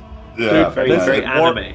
Warhammer 40,000. I'm a Nurgle guy. I gotta throw it in. Yeah. Like, you can imagine arms clasped behind his back, kind of standing straight upwards as he just like. I wanted it to have fingers like crawling along the floor. Oh, fuck off! It wasn't the walking disc. So, we get enough of this from Dave. Dave's the flame. I'm the cold sore. Call me the cold sore. Very good. Anything else from you there, Gul'Brannan? I know, that's me done. Beautiful. Up next are my legionnaires. A group of them up on the top of the ridge. It's going to notice this little showdown between Stereaka and this lizard folk, and they are going to dash. 1, 2, 3, 4, 5, 6, 7, 8. And they're going to move to surround, kind of going shield to shield, forming this almost arcing wall around you. That is their turn. The ones on the ridge a little bit lower down, however, are going to get up and nasty in here. One is going to engage with Syndril. By the way, the guy I originally... actually, no, did I hit him? I bloodied someone. I can't remember. What did I do to bloody him? Was it the... Sounds like a night out in Dublin. No, it wasn't. Sorry, I thought Sounds like no, an I hit him. I didn't bloody him with my maul. I don't think. No, it was Hellish Rebuke. Sorry, This never Hellish mind. Rebuke, yeah. Yes, I thought it was my maul for a second, and he'd be prone if I did because of weapon mastery. But no, never mind. It was Hellish Rebuke. Yeah, no problem.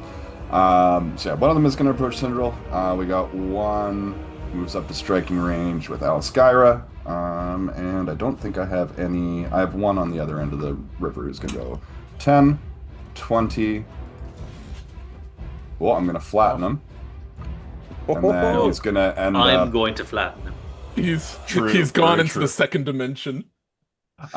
Two kobolds are going to move to flank Alskyra. So, we're going to do the one with Syndril first. Multi-attack. 2 Gladius attacks coming at you. I'm going to come up with something other... Like Cleopatra. Yeah, it's just... It rolls off the tongue so nice. Okay, I don't think either of these are going to hit. An 11 or a 7. Absolutely Doesn't sound like they're going not. to hit. And then the 2 that have moved into flank Alskyra are both going to use their multi-attack, flanking at advantage. Ba-bum. So first kobold, it's 2 21s. The second kobold, the highest is a 15 and a 20. My AC is 17. All right, so 3 of these are going to hit. They are committing to their Gladiuses for now, so we'll go 3 d6 plus 6. Feeling very attacked right now. Yeah, for 18 points of piercing damage. 18. Christ. What a comment. I'm feeling very attacked right now. Yeah. Syndril, let's do it, buddy. Syndril is Yeah, up I next. think. Syndril, first of all, is going to, like, just with pure contempt, just gently step out of the way of that Kobold's attack. You know, even hands down at his side as he just steps out of the way, Morpheus style. And then he is going to just good old-fashioned nipple lightning out of him and use his aura and blast him. Nip lightning. I heard that as man blast him. Is that? It is now. It is now. Man blast. It is now. Man blast. There is absolutely That sounds like the worst He-Man figure ever. There's nothing secretly I am erotic about man-blast. this. There's copper in my nipples and I'm going to throw it at you. So let's see, DC equals 8 plus your proficiency bonus plus your constitution modifier. I have to remember that. That is a +1 and proficiency. It's +4. So it's a DC 12. Doesn't say what type of DC. I presume Constitution. I mean, I since can roll it's a just a Constitution modifier. So a problem. I would say DC 12 Constitution. Okay, let me just double check. I'm pretty sure this is a flat roll. No, it's not. Hey, it's one of the few he's got a bonus to. That's a 3 plus 2 for a 5. Ain't gonna do it. Nope. So, let me see where's it gone. Oh, I actually misread the thing. It was a Dex DC 14. Sorry, I was reading the wrong part. Anyways, It doesn't would have matter. been an even worse roll. Yeah. So that's a one. That's a 1d6, but for 5 damage. I don't know. Would you add rage damage onto that, or is that for melee attacks? I believe... is that just for weapon attacks? I It's believe not it for is. spell Saying I couldn't imbue Yeah, my it's- rage into my nipple lightning. I I mean, it is coming from his Roger. nipples. It is coming- you know what? Gonna get. My nipples are very angry. Add and it. Let's go. shaved. My nipples are very sensitive. So that's 7 points of damage to this little shit right here. Another death by nipple lightning. Oh my god, it's like the Ghostbusters. Don't cross the nipples. Don't cross the streams. There has to be a PSA the- going out to all Kobold Wow. kind about Right. the dangers of nipples. I hate myself for that one, and I hope the frame. No, unfortunately, the frame on the stream did not cut that out. All So of the legionaries that could see that go down are going to use their reaction to use their reinforce action. They move their whole movement speed or up to their whole movement speed. Excellent. And they are going to converge upon you. They don't provoke opportunity attacks when they move this way. What a great band. And you find yourself surrounded by a similar kind of arcing wall of little kobold shields. So I'm just gonna fucking lay about with the flame tom. I was like on one side and another side. Are we using the cleave rule? If enough damage is done, yeah. Yes. I'm sweating. Why am I sweating? So first attack on we'll go this guy here, 18. He's bloodied, so I'll get him out of the battle. So again, I will disregard fire damage with 4, so 16 damage on him. Yeah, that's going to put that one down. And turn around with my second strike and hit the other guy right here beside me. All right. You do notice there is one that is rather injured beside that one. Fuck. Can I'll use my boon. Boom. I presume 11 doesn't hit. I was born and born. Yeah, the boon might help. That About a means 50% 3 or a chance of 4, helping. lad. That's what that Yeah. means. Are you the big boom or the Three, little that'll boom? do. But yeah. And I'll smack him as well. All right. And that is fucking beautiful. That is... Look at that. What are we looking at? 18 points of damage. You basically got a bag of weapons and threw it in his mouth. Well, I've got to take a moment to use a bonus action to light this son of a bitch on fire, but I really wanted to use nickel lightning, so... that is going to terminate this other kobold as well. Have you seen this child? I do not believe there's anything else I can do at the moment. Very good. In which case, my centurions are going to go next. The ones with the spears. The 2 over here, 3 over here, are going to push in their position a little bit. And they are going to throw... Yeah, they can only do this once a day, so why not? They are each going to throw another specialized kind of pillion that looks like it has this like satchel kind of built into the side of it, hugging it very tightly as to like not so much mess with the aerodynamics. And they are going to throw all 3 into this space right between Endymion and Alaskyra. I need a Constitution save from both of you. 3 each? I'm going to take 1 on this one. Okay.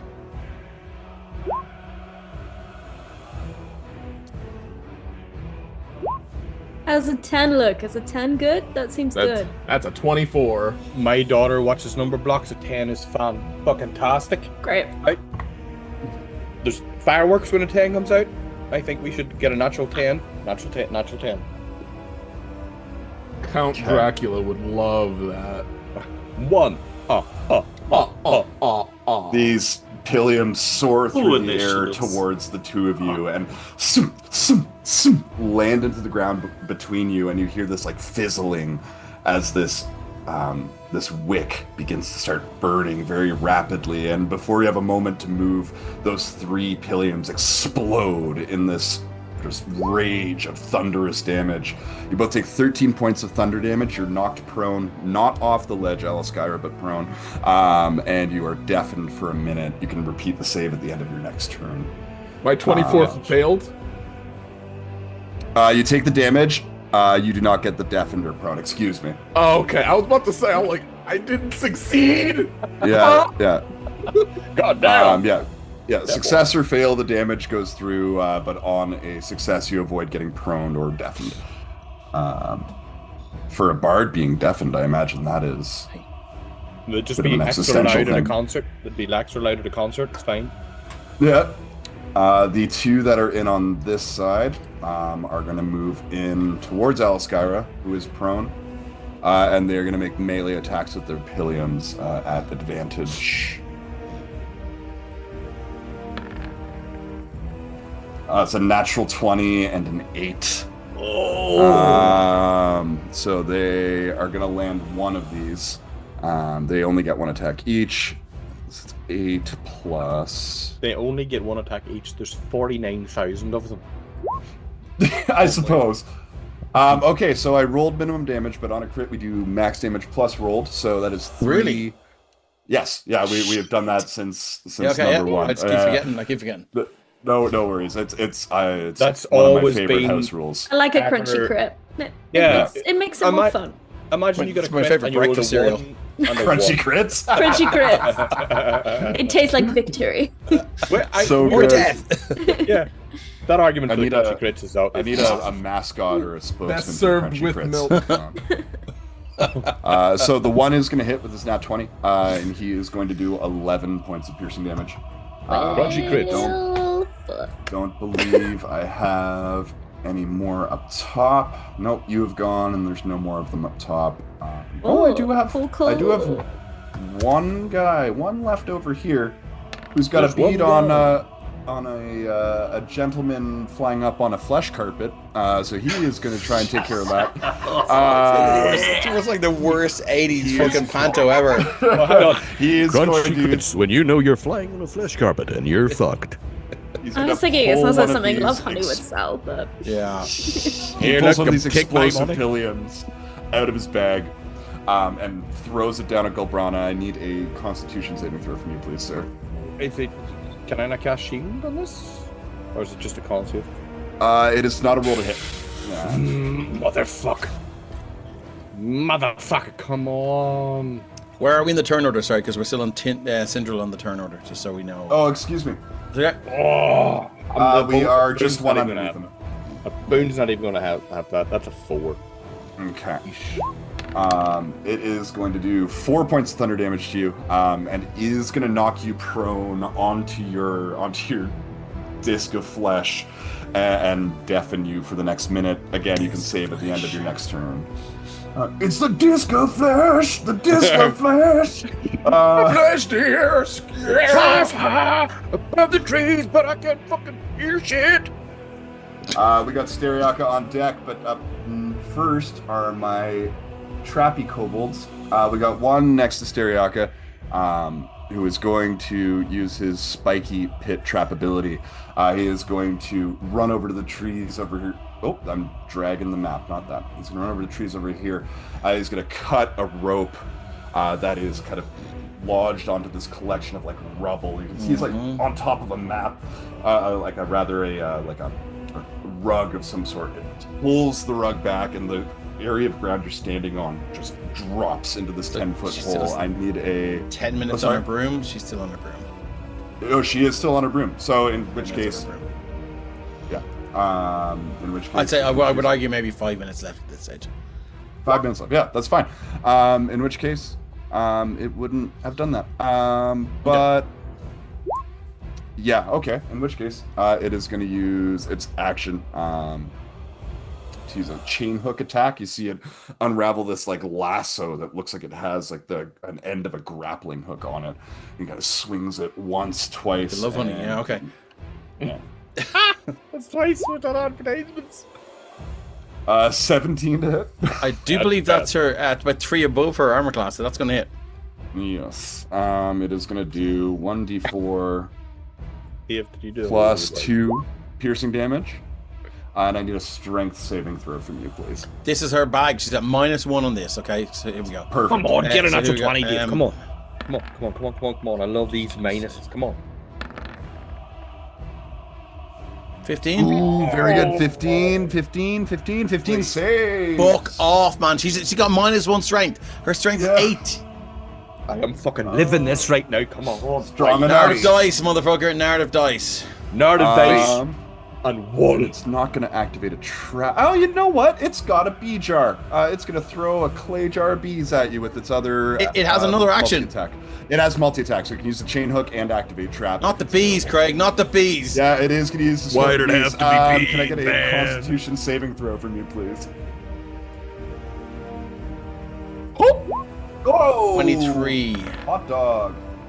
Hot 23 diggity dog. for sure is going to save. The clay pot travels past you and like lands in the river behind with like a bloop, and like you can see the clay jar floating down the river towards the ridge a little bit. I like to think they like it explodes right on target, but they just like land on her, and all of the pus and this thick syrupy fucking ooze and secretion from all of her boils, they just feed upon it, and then I love it. they're her bees now. Yeah. Oh. These You are can get a my cream for her bees. You're my bees now. You can get a cream for her bees. No! I think Look at me. I am the Herpes. queen now. I think I'm Kate needs to allowed give one of those. Stereaka to get herpes. Well, they're her bees. Okay, Before I so I'm gonna drop before my I get most to powerful. Stereaka. Yeah, sorry. I have a couple more I'm too of these excited. trappy boys. No, it's good. It's good. 2 more artifacts are going to move their way across the river, and they are both of them are going to use their chain hook attacks. One on. There's no Endymion. difficult terrain there in the river, and they can just zip right across. Oh, it's tossing them double movement for sure. Okay. But yeah. I gotta try No, anything you're- that can save our guys. Absolutely good. All right, so I got 2d20s. These are both +4. I got the first one is going to go for Endymion, the second one for Alsgyr. So Endymion, that is a 22 to hit. Alsgyr, it's a 14 to hit. Oh yeah, that hits me. No. For a d4 +2 piercing damage, and can I get a strength save from you, Endymion? Strength save. Yeah. All right, that's a flat roll, baby. Whoa! No! Oh, sweet baby Jesus, you have an inspiration. I You do. have inspiration. You do. I do. Do I want to use it though? Well, we've You got fucking 4 in the do that. pot, All right, true, we do sure. have but Oh my also God. like Craig can also access the pot. True. So use them quickly. I've True. accessed the All pot right, many times I'll over the use years. It. I'll use it. Oh no! Oh, It's meant to be narrative dice. the fuck? So, one chain hook flies through the air and doesn't quite find purchase on Alsgyr. The other one kind of comes in at Endymion, like right at rib level, and as the kobold tugs back, this like barbed, large, almost fishing hook looking thing enters into the ribs, and the kobolds kind of move together, and they pull on this rope, and they're going to pull you 5 feet back, where they are going to use their other attack to activate a trap. They are both going to activate a wall of fire. The artifacts chooses a point on the ground they can see within 60 feet, igniting a concealed trench of oil and creating an up to 20-foot long, 15-foot high, and 1-foot thick wall of fire. Can you please give me a dexterity saving throw? a 999 call. All right. Did I take any damage already or no? Just the 6 from the piercing. Okay. I didn't add that to my character Oh yet. no, Cormac. Oh no, oh no, oh no, oh no, oh no. And then you said pops Dex, through. right? Yes, dexterity. Their defense is blocked by a 19. firewall. It's been nice knowing you 19. guys. All right, so you take half the damage. Wait till I get the top of this mountain, lads. Just. So Would you're you gonna take ever half of 4 for 2 hurry up? points of fire damage. Dude, I'm elderly. When the wall appears, each creature in its area makes the dex save, which you just did. A creature who enters the wall for the first time on a turn or ends their turn there takes another 2d6 fire damage. And the wall lasts for a minute. When Now we're a at creature Stereaka. starts its turn or ends its turn in that area? A creature who enters the wall for the first time on a turn. So at the start of your turn and at the end of your turn. Okay. We'll go back up to the top here with Stereaka.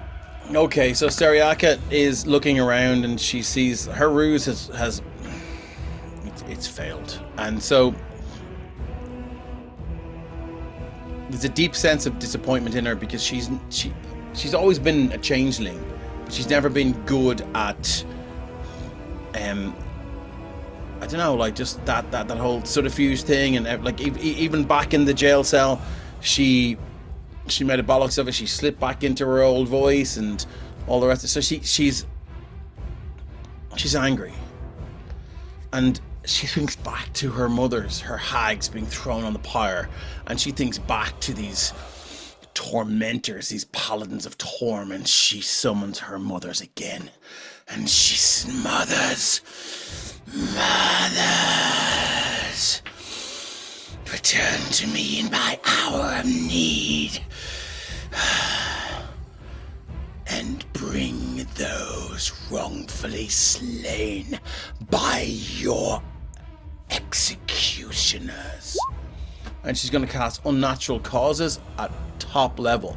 Unnatural causes? You cause Oh my vengeful God. spirits of the wrongfully slain to manifest in a 30-foot radius sphere, and this is led by, so the waters boil, and you can see these ghostly hags, these 3 ancient old hags, pustules and boils, but more importantly, these long, wicked claws still covered in this flesh that they tore off these victims that they had. Anyway, when a creature enters the spell's area for the first time on a turn or starts a turn there, that creature must make a wisdom saving throw. On a failed save, the creature takes 3d6 gold and 3d6 necrotic, and has disadvantage in all attack rolls until the end of its next turn.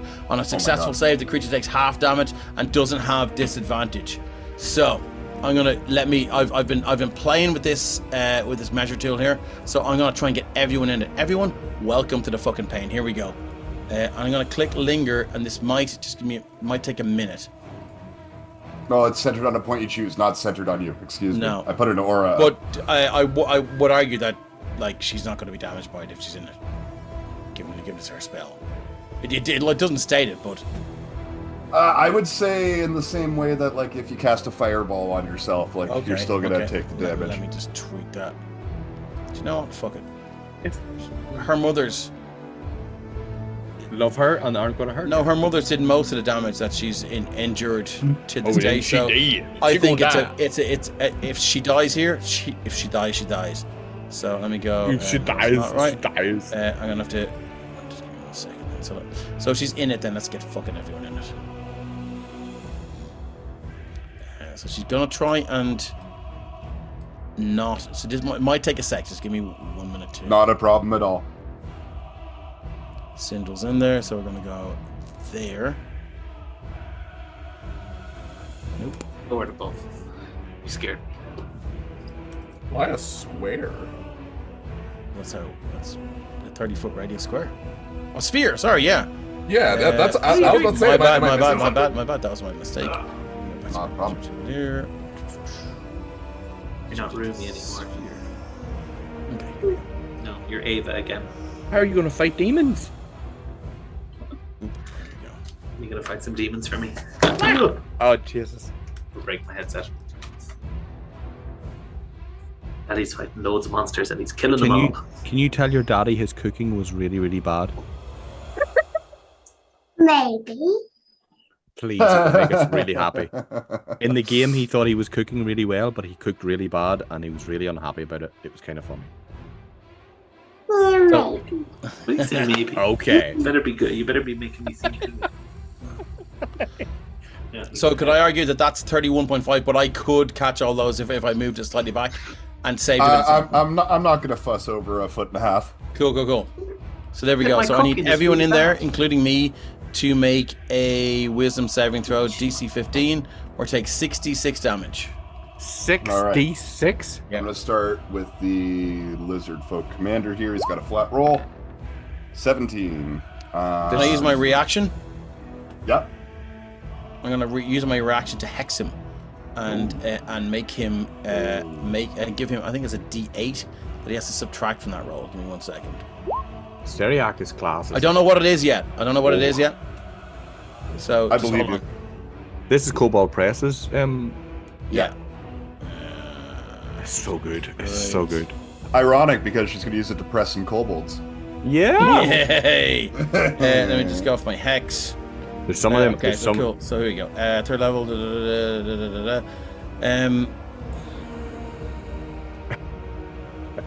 it's a D6 at 5th level, a D8 at 10th level. So it's a D6. Oh, okay. I will indeed have to reroll that then. Yep. Well, still the max roll on the die. Okay, That's so 6. as he begins to resist it, and her eyes are sort of like she's looking outward, and she sees him try to resist, and she just reaches her hand out, and this spectral hand launches from her hand and grabs around his throat, and she goes, "Not you, not yet." Cinematically, Stereaka is fucking unbelievable. So we need to roll 66. Once we know I got some more. who's saved, yeah. All right, so I got 5 different types of creature here. Legionaries. I'm gonna go with 16. I think that's a flat roll. Kobold Actually, it press might even be bullshit. might even be a minus. But let me just DC 50. go through here. Legionaries have a flat roll, so they have a 16. The Centurions, no Centurions in there. We do have artifacts in there. We'll take the next roll at an 18. Is also a flat roll. We have some Adeptus in there. The Codex Astartes would not uphold this. They have a -1, so they're going to go 9 -1 for 8. We have a Signifier, one of the standard bearers. They also get a flat roll. It's a 17. And then we also have some Venators in there, and they have a +1, so 50. So do you want to give a dot to the people that made it? Because, or failed it, whatever way you want to do it, because there's going to be consequences here. Absolutely. I'm going to give Signifier gets a happy blue blob. So that- probably anyone that fails it has disadvantage. Yep. Cool. 1, 2. Okay, so these 2 groups of enemies, the Signifiers and the Adeptus, were the ones that passed. The rest failed. Okay, so here comes 66. Coming at you like clear blood. Please be a good roll. 20. 20. Okay.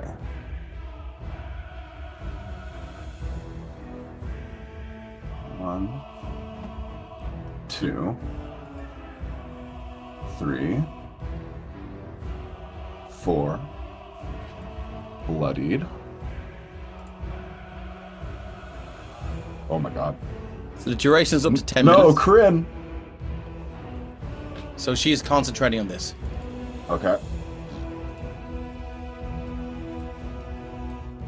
So let's see her. Dun, wisdom dun, savings when we finish. and then he'll take another 20 points. So Blizzard Focus bloodied. The Adeptus. Half damage on a success? Yes. Okay. Anyone who failed and is still alive has a disadvantage on their next attack. Yeah. Oh my god. No, my flying boys. Please, my son, he's sick. 1, 2. My boy. You mind clearing Your that bite trigger? aura out of there for me? Yeah, no problem at all. Give me a second. There we go. Clicks. There we go. Boom. Gone. As this spell outright kills 9 kobolds at once and leaves the rest in pretty critical condition. What do you think how that looks? So as she calls on the spirits of her slain mothers, her 3 mothers who were murdered by paladins of Torm,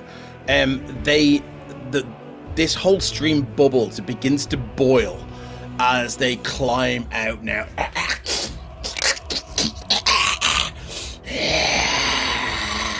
Stereaka looks afraid. This is the first time you've ever seen her afraid, as one of her mothers and walks up to her and what back leg goes she's on her stomach, her leg goes over her shoulder.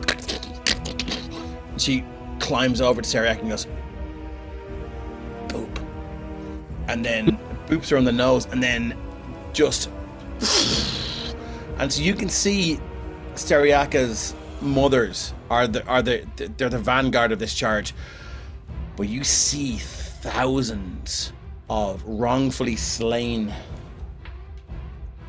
spirits who were killed at the hands of the paladins of Torm.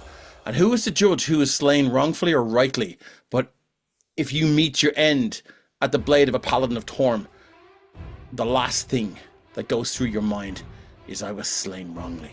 I did not deserve this. And so, as the river boils, bubbles, you can see all of these people just... It's a mix of spiritual blades slashing through them, the hags just chewing their faces off, and all the rest of it. But they're still there. And as these people are dead, they round on Stereaka. waiting for the next round. Stereaka's eyes now, there's like streams of these black, thick tears. I think it's time for my wisdom saving throw. In real life. Needs to be their own DC of 15. That's an 11. Oh. I'm going to go with my boon first. Come on, a 4. He needs a 4. Come on. He's got a 4! Yeah. So she's going to take 10 points of damage. Have a ball of 1. As her parents, who were horrifically abusive to her, just begin to lay in again. And it's... I would argue that 9 points of that damage is psychic, as they begin to tear her down again. They begin to call her the alien. They begin to call her the creature that does not belong. She who does not belong. She who came late, and all of the rest of it. And all these times where she was forced to bring in wood, they would give her these impossible targets. Like, we need like the shed filled in 2 hours, whereas it would take 10 strong men 2 hours. And she would inevitably be punished. So for her now, she's on her knees, she's crying, she's damaged here. But she's, against all odds, she's going to keep this up. Chilling and kind of heartbreaking. Heartbreak breeds the skull. She wouldn't have summoned her mother's back unless it was really fucking bad. Oh, of course. Yeah, that was like a worst case scenario kind of thing. All right. All my Venators, including your friend and mine, Corinne, are dead, so they don't get a turn. We're back up at the top of the right at the Demian, and then Aliskira on deck. Ooh, who's All dead? right. And why is he so good? Sorry? I said a bad innuendo joke because you said they're on deck, and I was like, you know that on-deck joke? Oh, you're on deck. Oh, why is he so good? And Demian, at the top of the round, you take another 9 points of fire damage from being in this wall, and it is your go. All right, 9.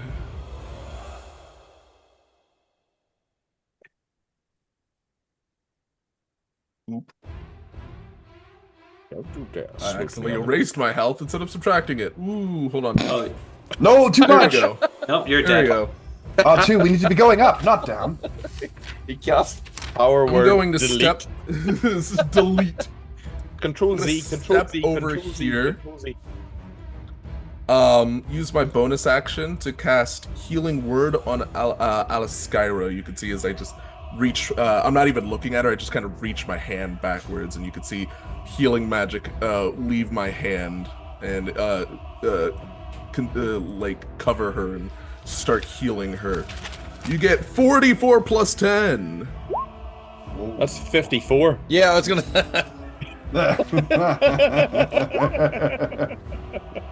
Sorry, it took me a moment. You get 17 healing.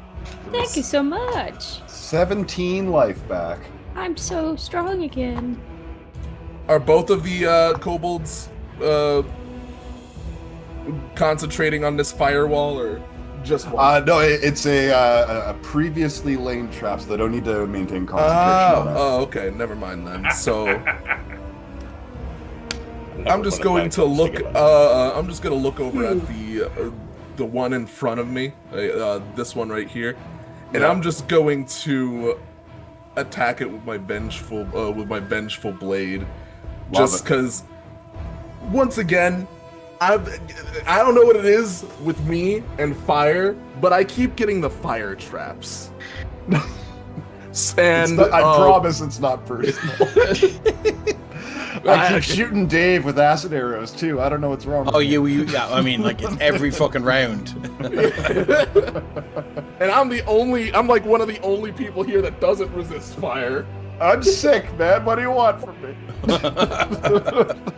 So am I. So, I kind of reemerge from the flames again. The flames becoming green because of my presence, and my mask is still intact, but now extremely singed. I step out and I attack with my with my sickle. I kind of like swing it around, stop it directly onto like around his neck, and then pull forward because it's like a crescent moon shape to try and slice it from the top. Oh. It's very sling bladey. It Yes, is, yeah. that is a +9, right? Hail Reaper. Yes. It is now, boy. I believe you if you tell me it is. You get plus 59 to the hit. Dirty 20. Hey, dirty 20 will do it. All right, so that is 1d8 plus 5 plus 1d8 plus 5 again. Mm-hmm.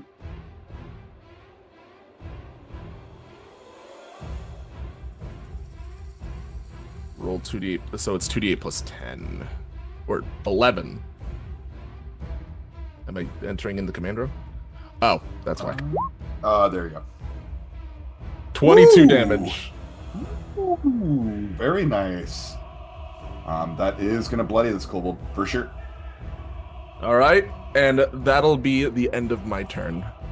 Fundaba, Aliskira, we have you up next. And Fundaba. Damien has disappeared behind this wall of flame. You can hear the sound of the battle continuing on over there. Sindril is off to your left, just laying out kobolds one after another. There's a few other in this area that are still kind of hanging out together, and you just saw this huge blast of arcane energy take out a bunch of these from the ridge above.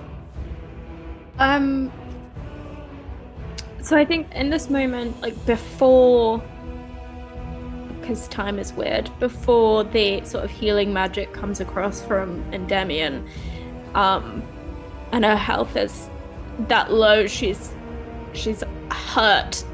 She can really sort of viscerally feel the heat and wetness of her own blood on her hands as she's trying to catch these wounds that she's taken. I think I said at the beginning, I can't remember if I said to the group or just to Craig, but like survival is the one thing that Aliskira values above all. Like that is what she knows, where she's going when she dies, and she does not want to go there. So in that moment when her health is that low, there's this real visceral fear and instinct to run and to let the selfishness take over and to leave you all in the dust, really. And there is seconds of thinking that, and then this magic, this healing magic, however it takes hold, she feels it sort of knitting some of those wounds together and strength being renewed, and knows that it's coming from one of her allies. Whether she can tell it's you and Endymion or not, I don't know. But I think... Sorry, go ahead. No, you go. I was going to say that is entirely up to the DM whether or not the firewall is too high for you to see past. Because I wasn't hiding that I was casting it. Yeah, it does say... 20 foot long, 15 foot high, 1 foot thick, and the wall is opaque. So yeah, you Okay. I guess you don't see through it. Okay. But I think she knows in that moment that it's... There are no gods that she follows. She's not devout, so Sure. she knows it's one of these people that up until this point has been looking out for her. And that kind of restores her desire to go on, and that need of being like, actually, shit, you know, Sindril's he's doing okay. I've no idea, like, Endymion's behind a wall of fire. Last I knew, Stereaka was on her own with a bunch of kobolds. Like, what the fuck are we doing? So I think she knows that she needs to try and get to Stereaka, and she doesn't know how quickly she can do that. So I'm going to bonus action. The guy in front of me is still alive, right? And next to me. Indeed, yeah. Okay, Both. bonus action disengage. And try and get up to the... Am I still prone? Yes, you would still be prone from the last round, yeah. Okay. So you can't get up, takes half your movement. Okay.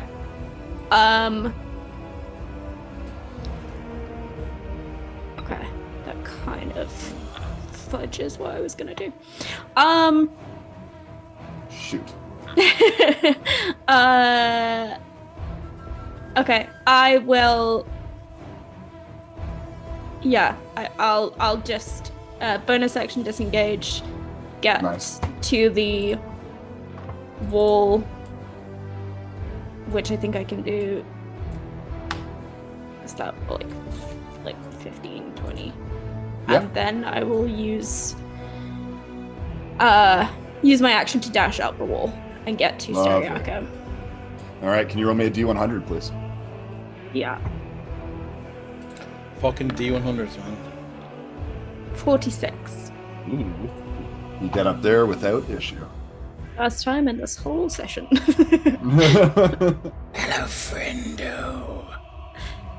She says, surrounded by dead kobolds. I did this. And you did great. Well, I didn't. Well, And now that she... Hold on. Shit. Let me just check something, because if you end your start, I think it's start your turn.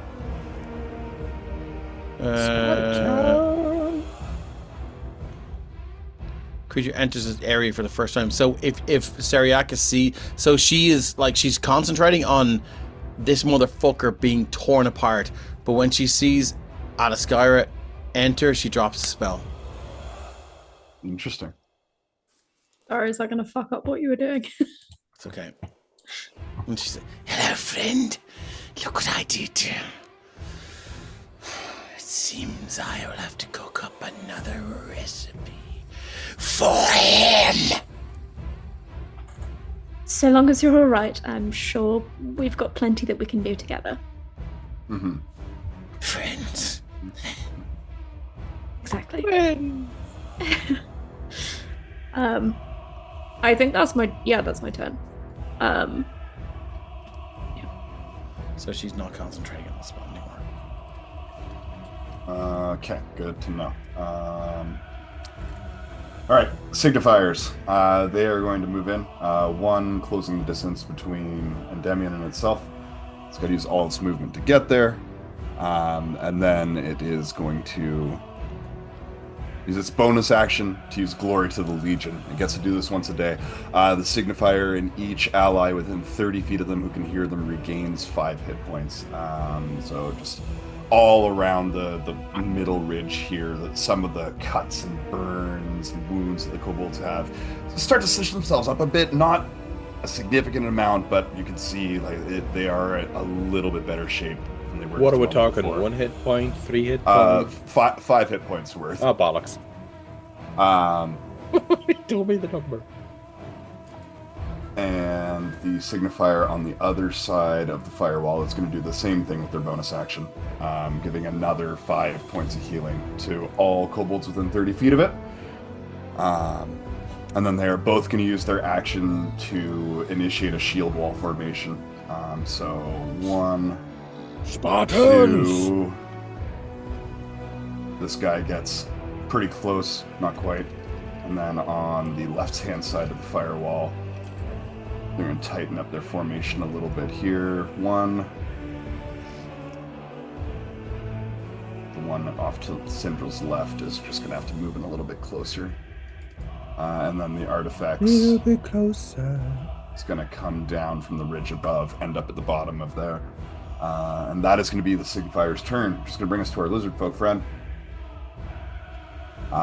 who is rather hurt and has once more seen Stereaka in a single move just eliminate a considerable amount of its forces here. It's going to happen He's again. going to use his action and his bonus action to dash. And he is going to run to the north following the river. I hate this guy so much. He's an and absolute fuck. I'm just going to double check his Command, movement. fight like a man. Come here and face me like a man. Can I use it? Yeah, Free action to back. shout after him. Oh, absolutely. little So bitch. he's got a 30-foot dash, doubles it to 60, plus another dash with his action. So he's gonna get 90. about 100 feet, well past the scope of this map and into the kind of brush and kind of cover surrounding the river at the moment. Does Craig, does so that give him 15 points of exhaustion? No. No, he doesn't. So before he leaves the map, Stereaka will shout, wait! Just to get him to throw the head over the shoulder, if that works. Yeah. Smolder. I came here for Thrax-Ragoth, but he will have to wait. You are mine, be it now or when you sleep. And her hair grows out now. Hair in the bath. These dreads and all the rest of it. Her eyeballs pop out of her sockets, and they hang down, and she screeches, and she points at him. You are marked. So. And I hope he shits his bags. he probably does. did. Somebody shits his pants, that's for sure. Yeah, the eyes go wide, and that already like forward trajectory, you see him just like pick up a little bit more speed as a retreat turns into just like full-on terror as he disappears into the trees. After him in the order would be my winged kobolds, if any were alive. So Golbrano, you're up. Okay. This is where the winged kobolds would go if I had any. Yeah, If I exactly. had some. Okay, Golbrano's going to use his movement to get up, motherfucker. That's 30 feet up to... Oh, here. Okay. Floating all the way to here. Right, now... Golbrano being a necroficer, I'm going to scan around everybody and see anybody that's a wee bit worse for wear. But I'll... Just because of the turn of combat is 6 seconds, I'll have seen Eliscara fly up there and get mended. Does she seem a little less worse for wear from his point of view floating up? Because he was going to cast Sanctuary on her if she was absolutely fyacked. But if she was getting better as she got up the hill, he wasn't going to do it. Yeah, definitely better. You wouldn't say she looks uninjured, for sure. But you know, she's moving a little bit stronger, a little bit more pep in her step after that healing, for sure. Faster, stronger. Out of a scale of like 51, about a 25. Okay. Don't waste it on me. You use it for good. It's not when she was down here, I was like, she gonna die, but she's up there beside Stereaka at him, and she gonna live for at least forever. All right, so I'm gonna cast my action is going to be magic missile at level 5. So that's 3 at level 1. 2, 3, 4, 5. So 7 darts, and I'm pulling out my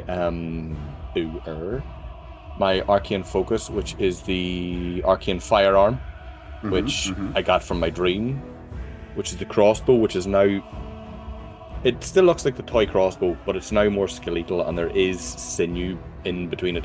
Kind of like, has anybody seen the movie The Guyver? Or The Guyver Dark Hero? Yeah. Like, you know that armor that he has on? The worst CGI ever, but it was it was great though. But see the armor that the Guyver had on, that's the deal of Golbrana's necroficer he's going to. So he pulls this out, and the crossbow hinges, or the arms fold in. It is a pistol, but he's going to point at 7 targets, and just multi-shot, just it's high noon. So it's going to be 1d8 plus, where is my magic missile?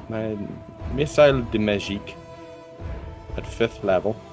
Sorry, no, at 3rd level. So that's three levels. That's 1, 2, 3. So that's 5 missiles. I tell you a lie. At 1d4. Yep. Where is it? I see this having only one screen. Oh my god, it's driving me absolutely mental. So it's 1d4 plus 1 force damage. That's 5 darts plus 1d8. And now this is where I kind of don't understand the arcane firearm, because it says with arcane firearm it adds 1d8 when I cast a spell through it. This is technically like a wand, but it amplifies my damage. When you finish the arcane firearm, you can use your arcane firearm as a spell casting focus on your artificer spells. When you cast an artificer spell through the firearm, you gain 1d8 damage to one of the spell's damage rolls. So I assume by how it's worded, it only adds 1d8, not 1d8. Yeah, I would say per pick missile. a dart, and that one gets a bonus to it. Yeah. So I'd say the first vomit of knuckle out of this thing has the 1d8 on it, and everything else has the 1d4. All right. Who's getting the special one? So which one's close? See the one, whatever's closest to Syndrel? Which one's alive near Syndrel? There's 2 there. There's one One or two, here. maybe. There's one here. All right. And Well, then there's one up here. All right. Okay. So I'll drop. Do you know what? I kind of Syndrel's okay on his own. I'll drop them all around my boy Endymion. So it's 1, 2, 3, 4, 5. You wouldn't have line of sight through the wall. Oh, of the fire firewall. for this. Yes. All right. Okay. So then all of them, a whole lot of them, but the one that's going to get the first slap of 1d8 plus 1d4 is the one closest to Syndrel. And I'll roll it first. This is the first one. 1d4 plus 1d8. Are you serious? 3. That'll do it. That takes that one out. Oh, really? Excellent. Yep. Okay. So I've got 3 more dice at 1d4 plus 1. 1d4 plus 1. That's 3 dice at these other 2. And I'll... Still prioritizing more injured ones or healthier ones? Whichever one, like, I'm only going by Gorbrana's knowledge of what a wound looks like, and is anybody close to death, and can he use them? But I no, whichever's closest to Syndrel, I'll drop. Great. So I'll drop 2 into the closest one. So 2d4 plus 2, that's 4. That's 6 damage into him. Okay, that is going to push him into bloodied. Okay, I'll rapid fired into him. 1d4 plus 1. There you go. Oh, 2. You son of a bitch, roll. Okay. So yeah, he takes those. That's what, 4, 5, 6, 7, 8, 9 into the first one, the one closest to him, and then 4, 5, 6, 8, first one dead. So yeah. Perfect. All right. Very nice. And then bonus action. If he's not dead yet, I'm going to use Clancy to headshot him. Just, which is 2d8. 2d8. Just whisper to Clancy in my shoulder, Clancy, would you mind? And it's 7 points of bludgeoning damage. And it is indeed high noon. Another one falls. And by the way, just for flavour, the magic missiles are tiny wee green and blue wisps of skulls. Kind of like Shang Tsung's from Mortal Kombat. You know, these skulls that fly forward. And they have a laugh that sounds a bit like Eugene going, I like that. That's great. He's always with us in a sense. Very good. After you, my Kobold legionnaires would go next if any were still alive. So we have Syndrel next. Right, well, I mean, as I'm mid-swinging and piling up the bodies, I see 2 of them drop the floor beside me. The last I saw of Endymion, he was being surrounded. So I'm a little bit worried for him. So I know it might generate an owl reaction attack, but I'm just going to take off. I mean, these guys are all bloodied. I think Golbrana can handle it from here. I'm going to take off and just run straight through the flames. I'm resistant, so Yeah. burst through the flames. And you'll take half of 7, so 4.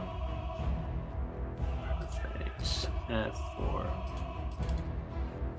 And burst into the flames and just start laying about me on Endemian's flank to relieve some pressure. So I'll go for this guy first. Love it.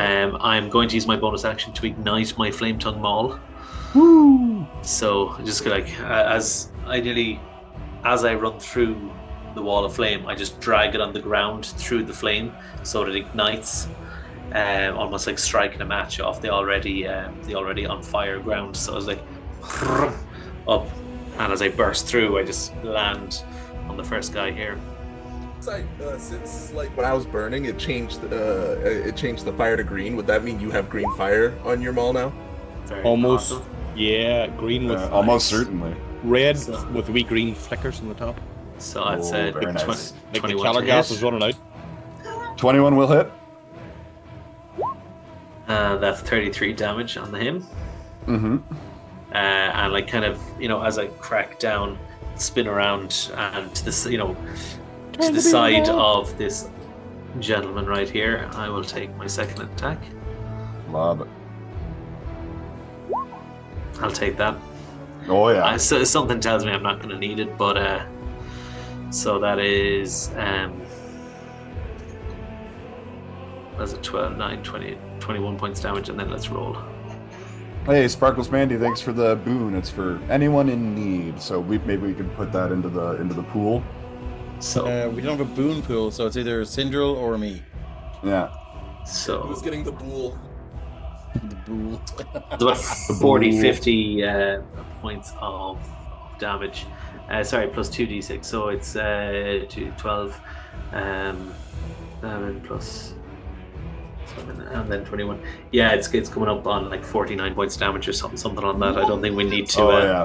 Oh yeah, that's gonna take that one outright for sure. Literally, I think it just separates as it catches him. It literally just separates his head from its body and just fires it against it. It just hits off the cliff like with a wet plop through the falling water. No. And it slowly floats down back the way it came. You're just like playing baseball with these kobolds' Oh, yeah. heads. Like, Wow. Kobold ball. Bubble ball. Oh, I'm playing Blood Bowl before I go to bed tonight. So them two are dead, and yeah, you got some help in Demian. Okay. Alright. You said I got some health? Help. Oh, help! I was gonna say help. Help is on the way, dear. Yeah. Help is on the way. Did you slap the kobold's soul into mine to heal me? For a second, I was confused. The last much. bit of his life essence, just no. Very good. That is going to be all for you there, Syndril? Yes, that's all for me. Yeah. Okay. So I have to think there for a second. Yeah, that's all I can do. Not a problem. We got Centurions going next. I'm gonna make a couple morale checks here.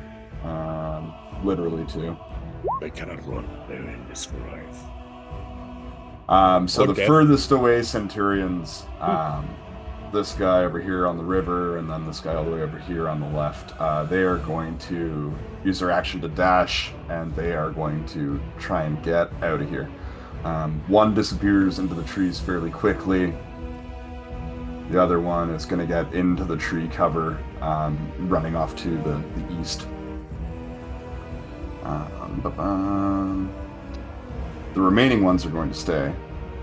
We got 2 right by Endemian Syndril. We've got 1 by Golbrana, and we've got Why'd you move me? How dare you? It was an accident. I'm sorry. Why is everybody touching me tonight? I feel very touched. I should have asked first. I'm sorry. The Centurions next to Endemian. They have used their boom pillar. No sense in really using their fire one right now. So they are just going to use their melee attacks. 2 stabby boys.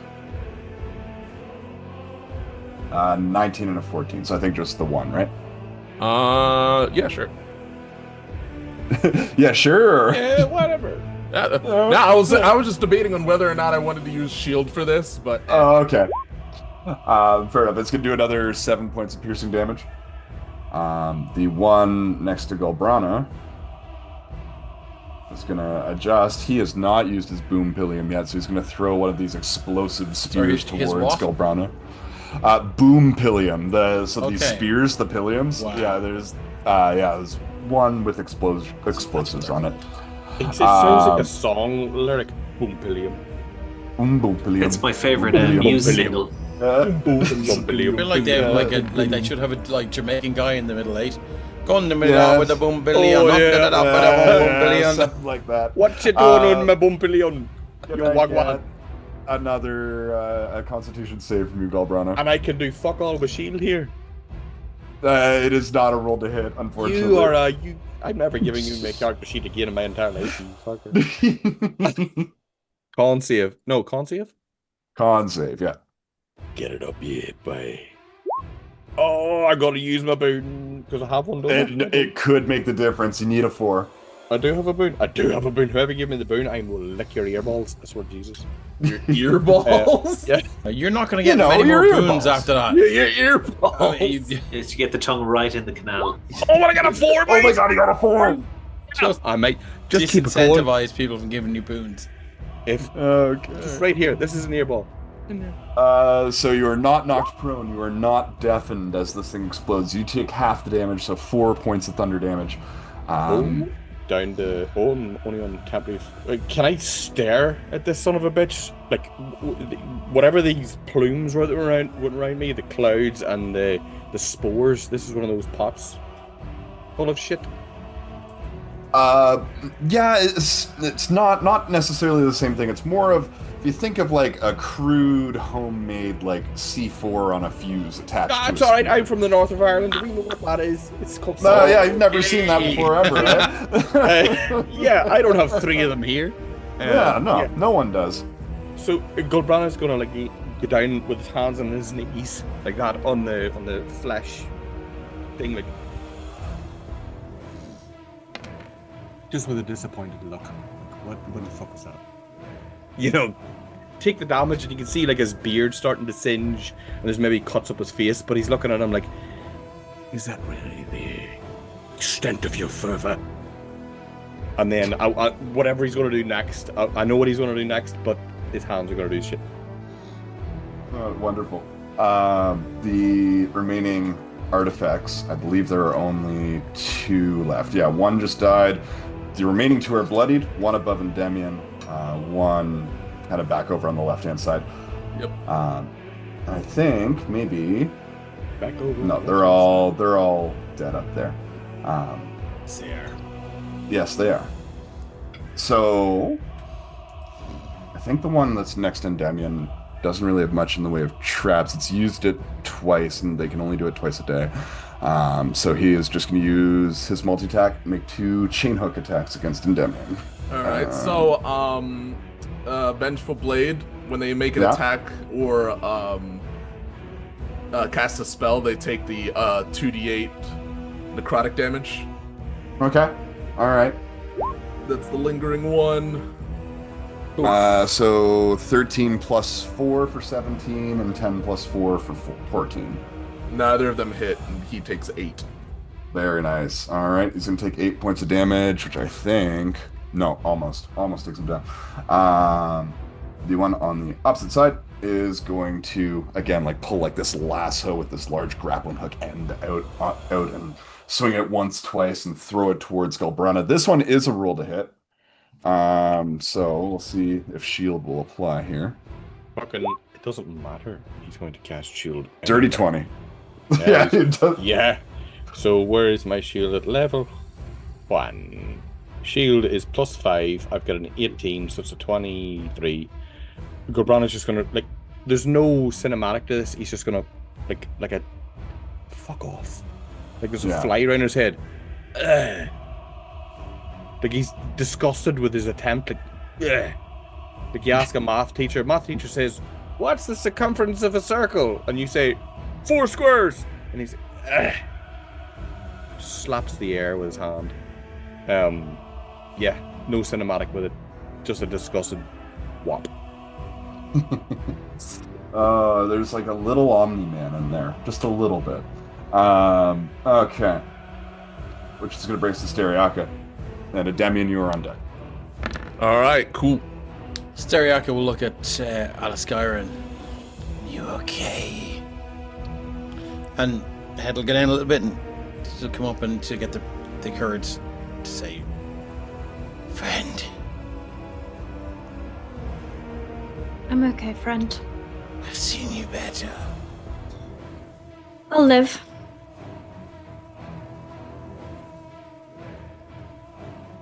I can heal you. Or I can hurt them. Well, it's a rare opportunity that I would tell you not to hurt someone, and these people deserve it. So, do what you do best. And with that, you don't need an insight check to see that, like, that does sort of, I'm not gonna say hurt her, but reminder of who she is, and not who she's trying to be. And so she's gonna walk to here. Standing now, her two legs, the water of the waterfall. Is it fast flowing or slow flowing, or how is it? Gentler. Yeah. So it's the waters are like life. They flow around anything that is their obstacle. Just Stereaka right now is their obstacle. Be like water.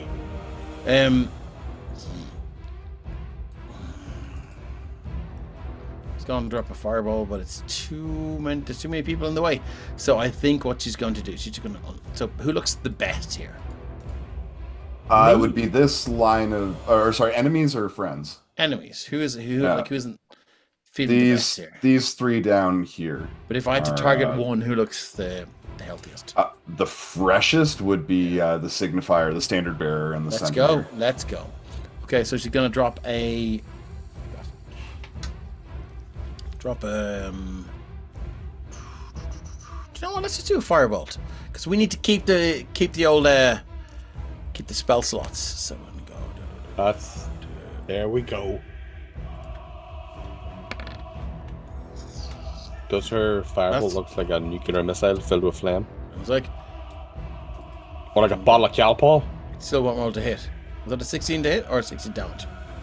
That's damage, for sure. I'm just trying to get this to work. Boop. There we go. That is a 13 to hit.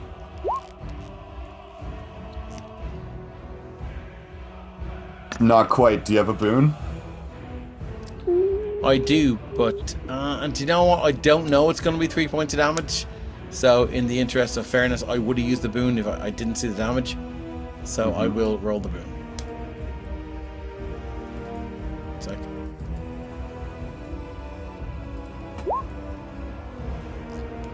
17. Sorry. All right, that will make the difference for sure. For a whole 3 points of damage. Is that right? The first damage roll was 16. I'm happy to go with that if you want. I'll take it. Yeah. Which is going to bloody that guy. As your firebolt kind of careens down in between this like very tight shield formation, finds an open spot. Kobold takes the firebolt and does not resist it or anything like that. It's that hurt. That hurt a lot, actually. Anything else for you, sir?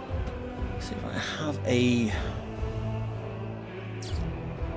So I was going to use an Eldritch Blast, which is 120 feet. That guy's off the map, though, right? So I couldn't use that. Yeah, that's fair. Yeah, that's why I went for the firebolt to the other guy. I was just sort of checking whether I made the right decision or not. So cool. That's all for her. Wonderful, wonderful.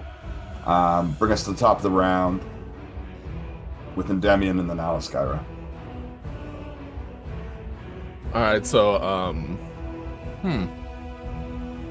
for my turn, I am going to once again brandish my my scythe, my sickle scythe word. I can't think of the name of it. The sickle, and I'm gonna yeah. cast Vengeful Blade, which is a +9 to hit.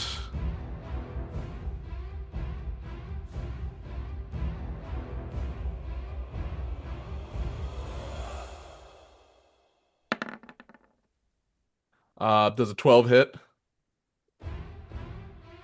It's one of those just numbers. shy. Just shy. If you have a boon, it could make the difference. I do have a boon. You do have a boon? Sure. Why not? Wait, is it like he has a 13 AC and it's guaranteed, or should I roll the... Roll the dice and leave it to All chance, right. boy. Come on, boy. All right, it's chance time. Get Rolling on. chance. Yak Let's of the yak. go. Oh, it's right in the middle. That will hit. All right. That's 38 plus 11. 25. Ooh, very nice. Very nice. That is going to put this artifacts down. All right.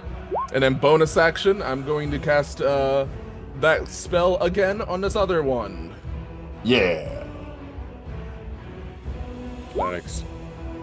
I don't know why there's not a 11. party of 5. Oof. Oof. Yeah, again, just shy. All right. Yeah. Just to get the combat over faster, I'll use one of the boons, the pool boons, or not the boons, the Inspo? Nope. Yeah. inspo. That's the one. That's a crit. Yep, that sure is. Whoa. So Robert Blanker's hard, young man. So that's 21 plus. Do you just take the max roll of the dice, And the or do you modifier. also and the modifier? Okay, so We that's worship the fat crits. 27 plus 1. So that's 48 damage. Woo! That kobold 48. gets disintegrated. I've said it before. A DM that doesn't max the crit first damage. No. You got it. You got to make the crits just overwhelmingly powerful, I feel. A crit's a crit. What's good? Yeah, The goose is good four- for the gander, it's though. a good 48 Oh, damage. absolutely. Yeah, the NPCs got to get the fat crits too. Yeah, no doubt. And that's my turn. Very good, very good. Alskyra, you're up next, and then a very small amount of kobolds, and then Golbrana. Cool. I think Ali will move. What is this? 15? 1, 2. What is that? That will be like 25. That'll be all my movement-ish, I think. To get next to Stereaka. Yep. Next to you. And she'll just glance over at Stereaka as she pulls out her crossbow and say, if they choose to make it us versus them, then we choose us. And then she will shoot the one next to Syndril. Love it. From this height, would it be advantage or no? That guy. Yeah. Elevated position. I tend to not do the That's fine. Okay. the higher, like the higher elevation advantage. It's That's okay. If it's I fine hit for Baldur's a, Gate.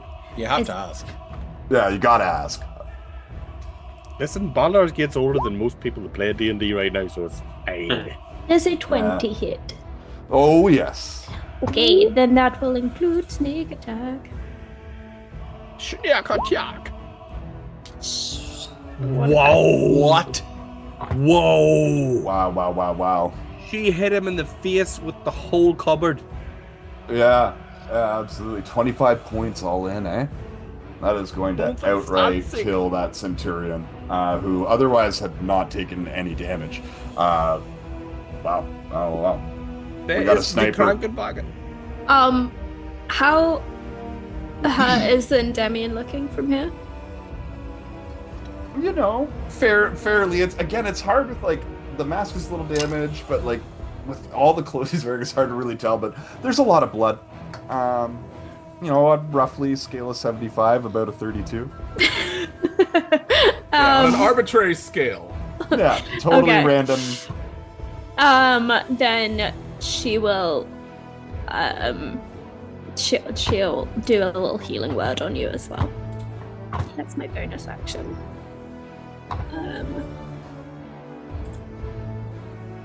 It's not a lot. It's just a 7, but it's And 7 is 7. it's something. I needed that. Thank you very much. Better than 7 minus hit points. Yes. This is true. Very good. Is that going to be all for you? Yes, that's me. Wonderful. The remaining signifier is going to go. Brandon, you're still up in the air, right? Yeah, well, it's like a couple of feet on the air. Yeah. Float. All right. Well, say you got an opportunity attack for this. He's going to move out of your range. If you'd like to make a melee attack. Oh, of course I want to. No problem.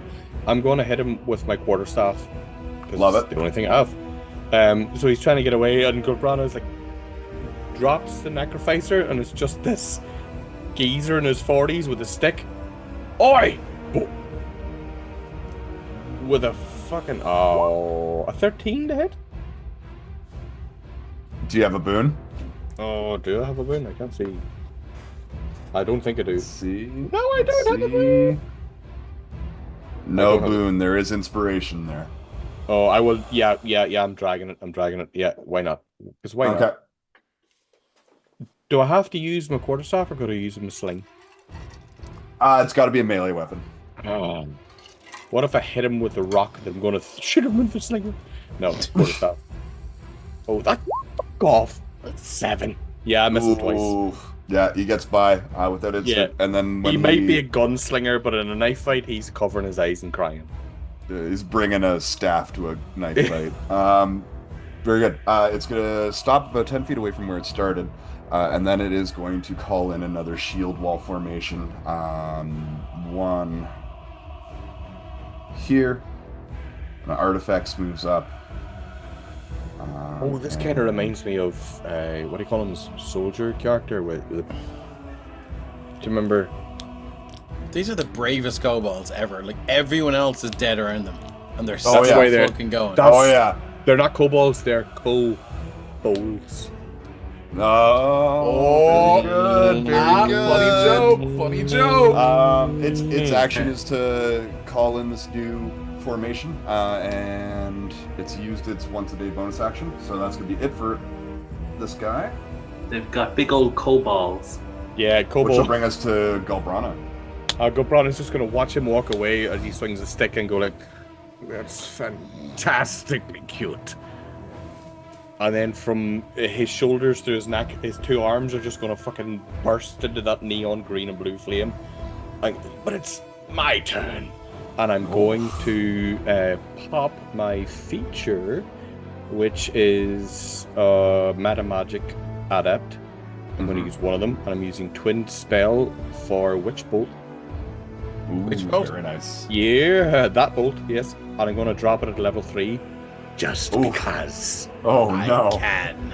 Oh no. Yeah. So, the Please, spell my effect, so son. both of them just the ethereal energy just blows out of them, and it doesn't turn into that lightning coalescent energy comes out of him.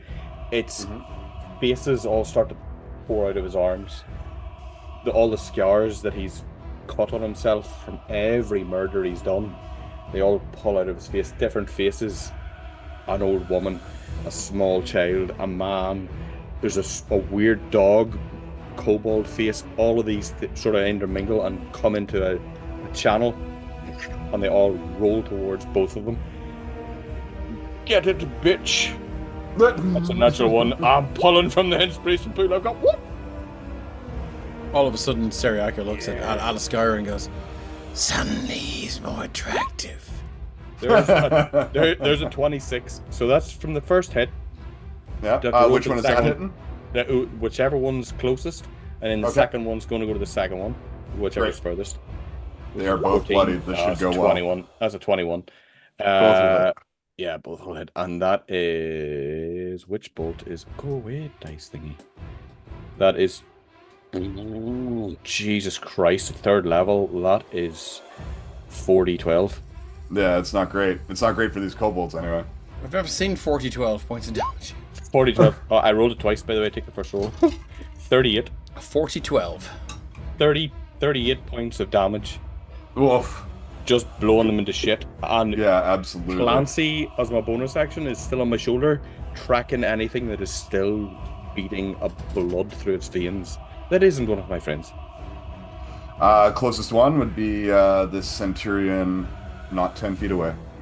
And both Clancy and Gulbrana turn, and the undead eyes sort of like on Gulbrana's head looking this way. The head comes this way and goes like, and looks towards its target. And Gulbrana says, "Unfortunate." Oh, come on! Oh, yeah, but you're fucking bloody 25 to hit. Oh, yeah. Yeah, and 2d8. 1, 2, come on, 16. Give me a 16. That's a 1 and a 2. Fuck you, Clancy! All right, he'll take the 2. That will push him into bloodied, for sure. Those two, wrong one. just turn into mist. You And bloodied then- the corpse. Yeah, and then this guy kind of dirtied his tunic. You know, Yeah, it's like a nosebleed. Gulbrana's giving it an audible, for fuck's sake. Any movement or anything for you, sir? No, I am staying right where I am. Beautiful, He is being the turret right here, and you can see him with the poncho around him, moonlight or anything, and any spell cast around him. He is just tracking targets right now. Love it. All of these kobolds are dead, which brings us to Syndrome. Syndra's just literally, after smashing the head off that guy, is casting the head around looking to who, what's still standing. He sees that one guy standing under the waterfall and just charges straight at him. No mess, no fuss. Just No muss, no fuss. Yeah, You tried to Just- rhyme that, you fucked it up. bang. just I unbridled really did. rage. No mess, no fuss. 12. I'll hit him with my second attack. No reckless. So, no, I get him with that, and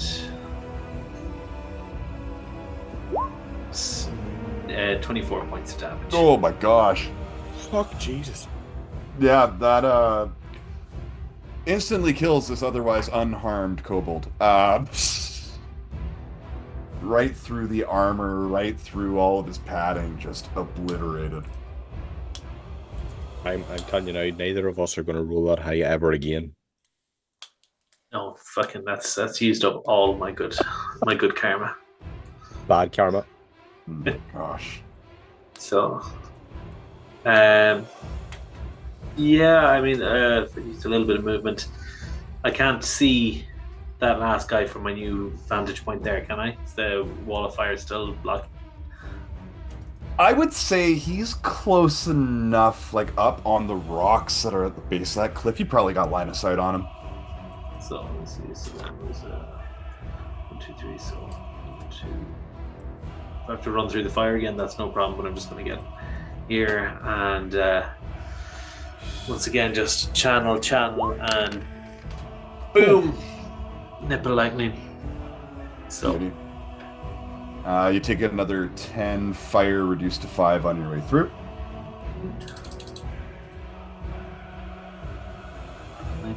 it is, yeah, Dex DC 14. Yes. Saves. -1 to this. We love. Not 1d290. That's a big dice.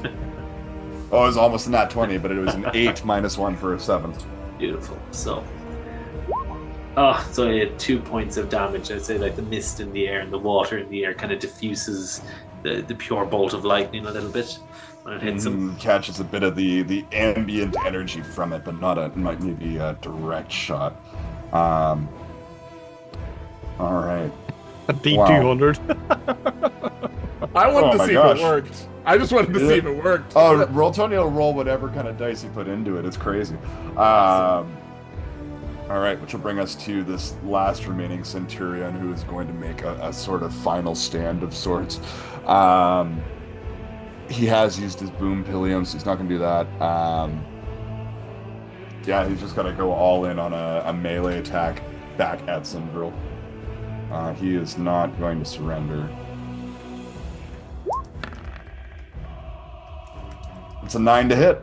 And he's got 1 attack per round, which brings us to Teriaka and then Indanian. Yeah, cool. So I think, so where's the last one remaining? Just above Sindril's token, not too far away from you. Alright. Let's do another firebolt, I think. I wish he'd hit me, because then I could have just hellish rebuked him and finished him. You know, that probably would have happened. Do you know what? Let's go Eldritch Blast. So as she sort of reaches her fingers inside of herself, and as you can see this black smoke, and her fingers begin to elongate, and she looks a little bit worried about how long these blackened fingers are getting, and she shakes them off, and you're just like, these Eldritch Blasts shoot out. So I'm gonna go boop.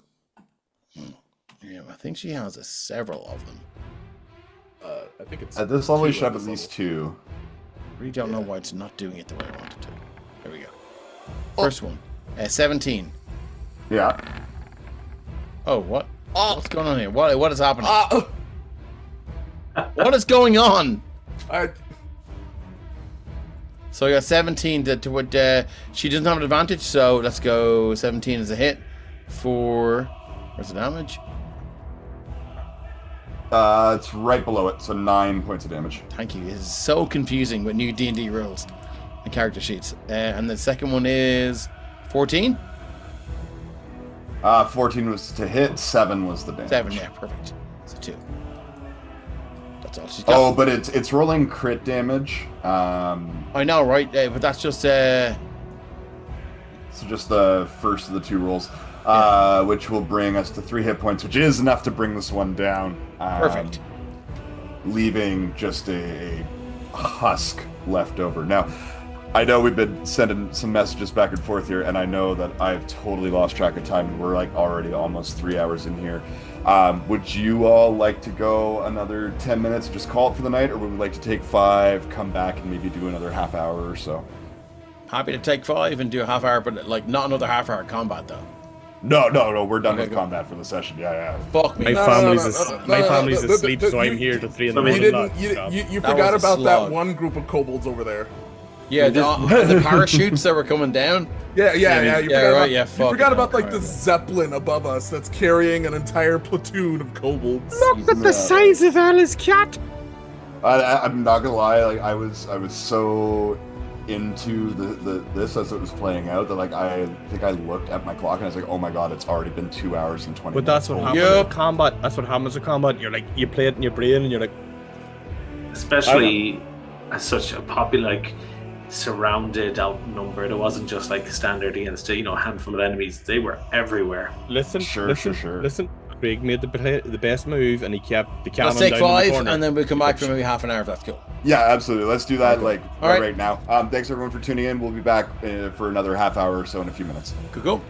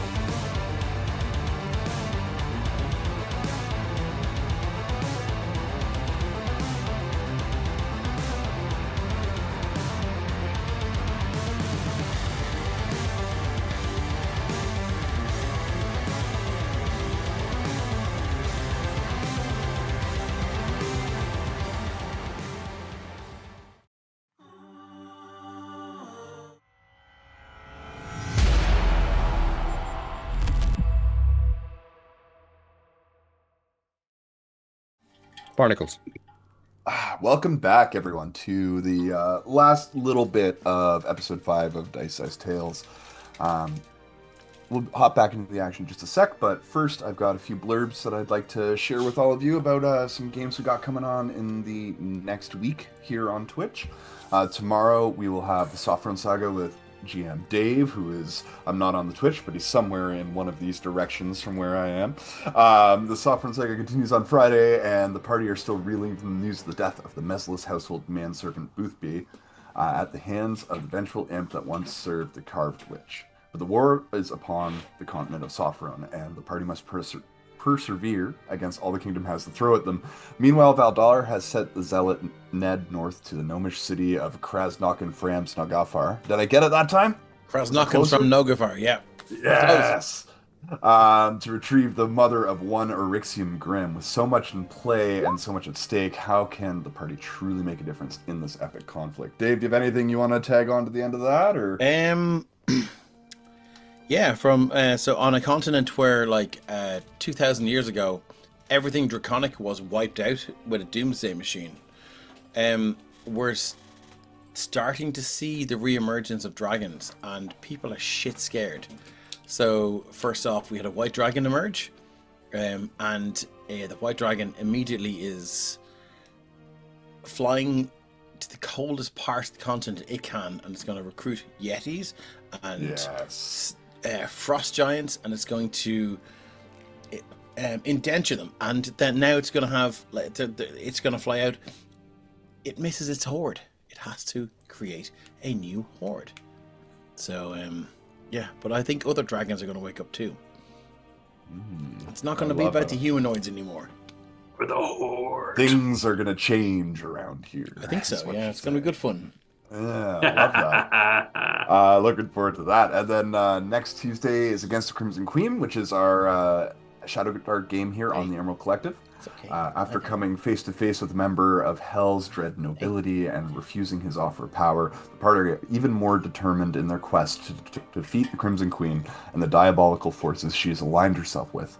With 2 new party members to bolster them, they have set off for T-Red, which I assume is a city.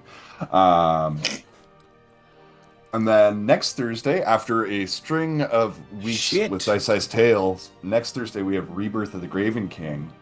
Dave, do you want to... I need to get my shit together for that one. Give me 1 second. It's in the thing. So the blurb is the Rebirth of the Graven King continues on Thursday, and our heroes have defeated Shazasthar, one of the minions of the Son of the Graven King. I count myself very lucky to be amongst that group of ragtag individuals, but somewhere out there lurks the Shard, a construct of pure obsidian with one mission: to hunt us down and destroy us. Are we going to be able to find a weapon powerful enough to hold this thing at bay, or are we going to fall beneath its terrible power? We're going to have to tune in next Thursday and find out. It's going for you.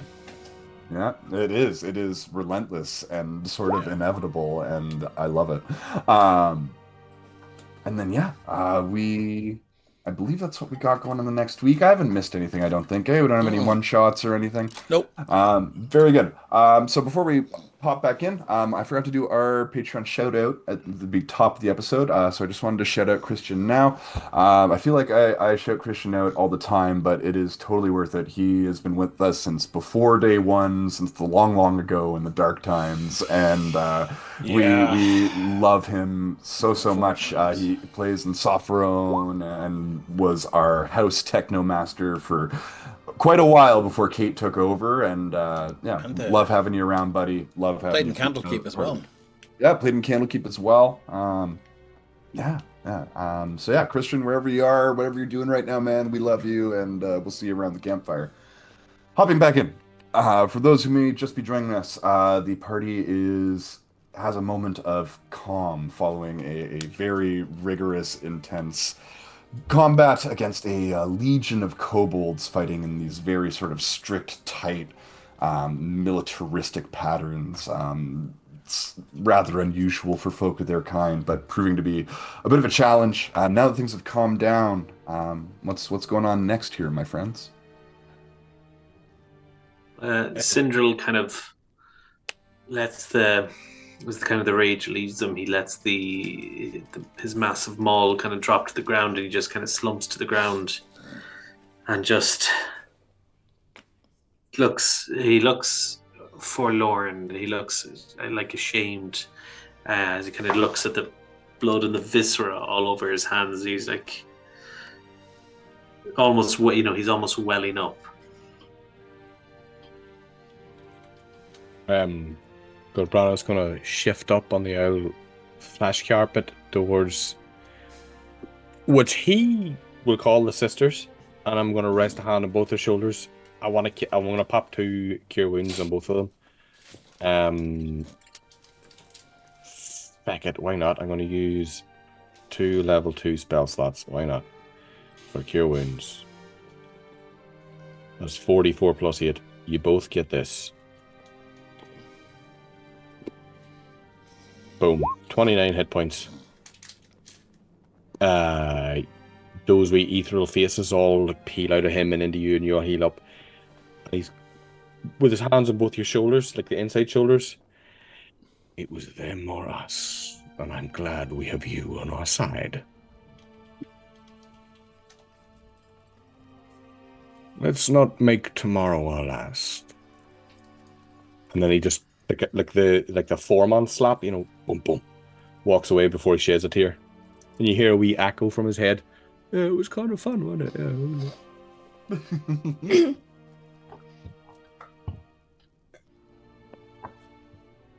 So you both get 29 points even. That was That's a lot. to Stereaka and Alaskara. Stereaka and Alaskara, and I'm still on the flesh carpet. We get that as well. Both of I cast it twice, 1 hand on each shoulder, and I used 2 spell slots. Dropped it like it's hot. Thank you very much. That takes me back to full health. Same. No need to thank me, dear. Just keep us all alive. It's fine. I guess Stereaka will sort of just fall back, and the water will sort of, it's quite shallow, it will run over her face and her head.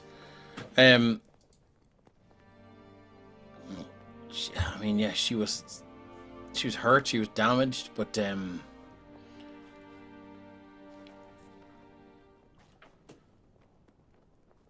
there's a low pitched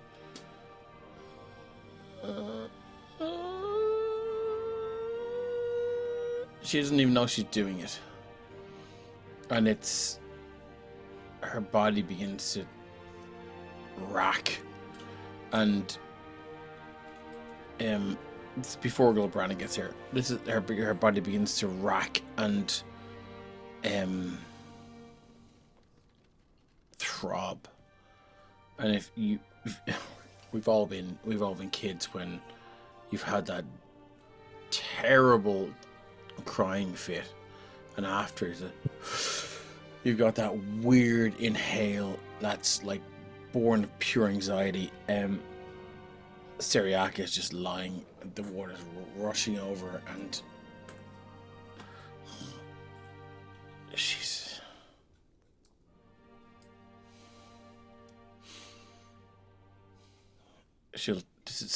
that's cool, this is before Goldbrana gets her. That's fine, because cool. I'd retcon him just not saying anything to her and just put a hand on his forehead and looking at her. So she'll look up to Alaskara and she'll go, "They hurt me so much. They brought me here. Brought me here. I've heard stories of happy families adopting a puppy, but they care for it. They care for it. They burned me. They set me impossible tasks.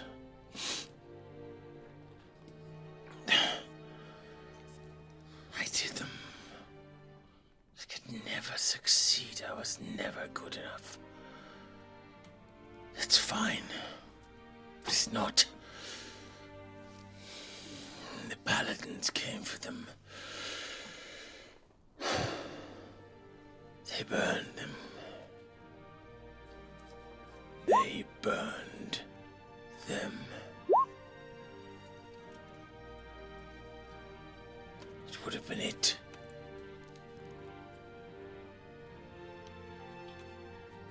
And Skyrai, you saw it. I have the power to call them back. I can't think of anything worse. I can't think of anything worse. Death. I'll take it in a heartbeat. I would have died today. I wanted to stay alive. For friendship. For friendship.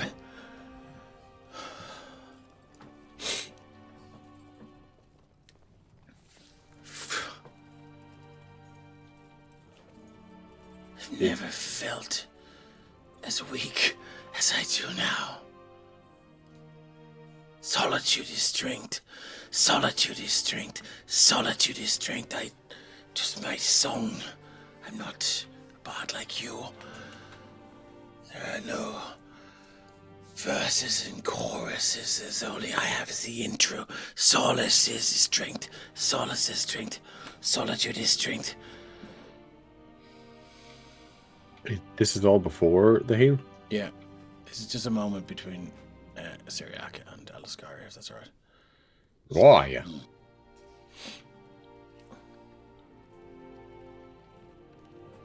I don't have to reroll the heal though, right? That's fine. I don't know if I can. Don't know what to do anymore.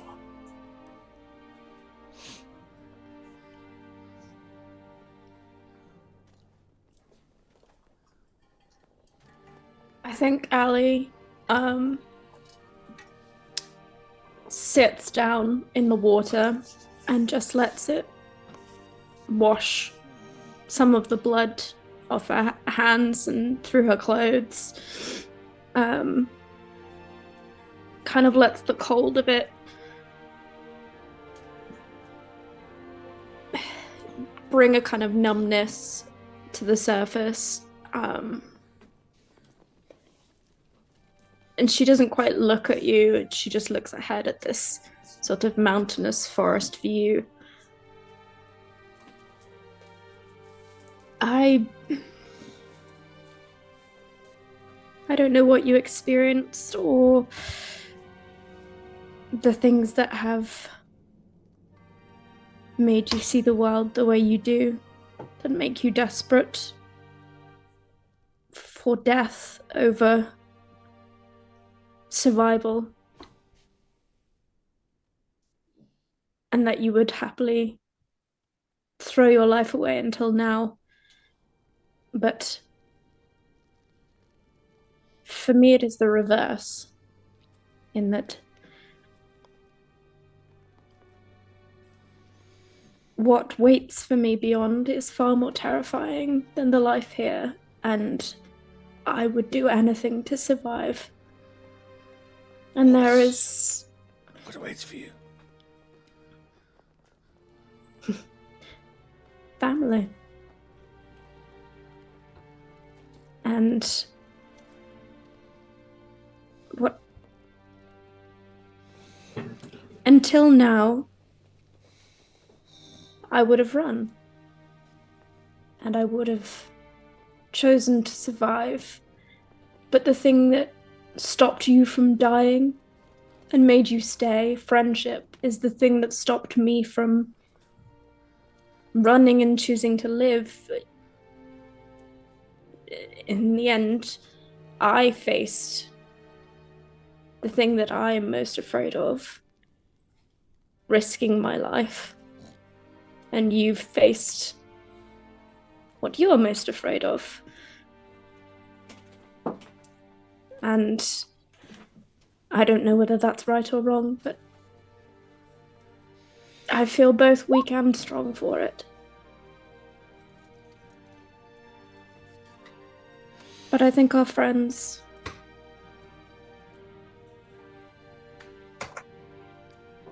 I think they all have something that they are afraid of. And that we are trying to face. We should speak on this more. There's something beyond this veil that threatens you. I will gladly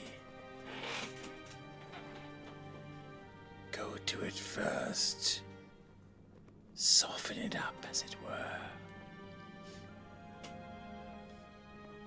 I appreciate the offer. It's not an offer. It's a promise. Does this thing have a name? It's a little complicated.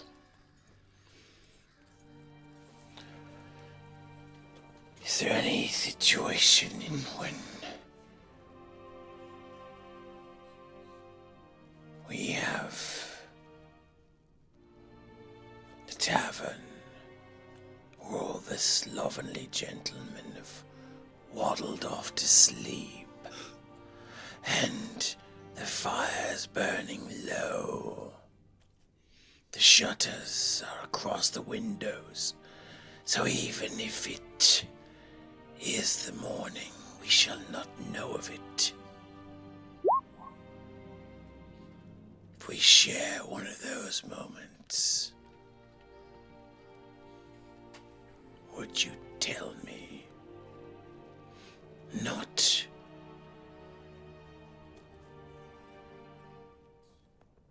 out of a desire to know,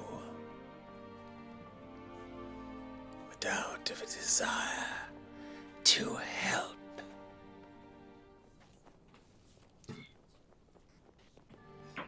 If we make it out of this town, then I'm sure we'll wind up in a tavern.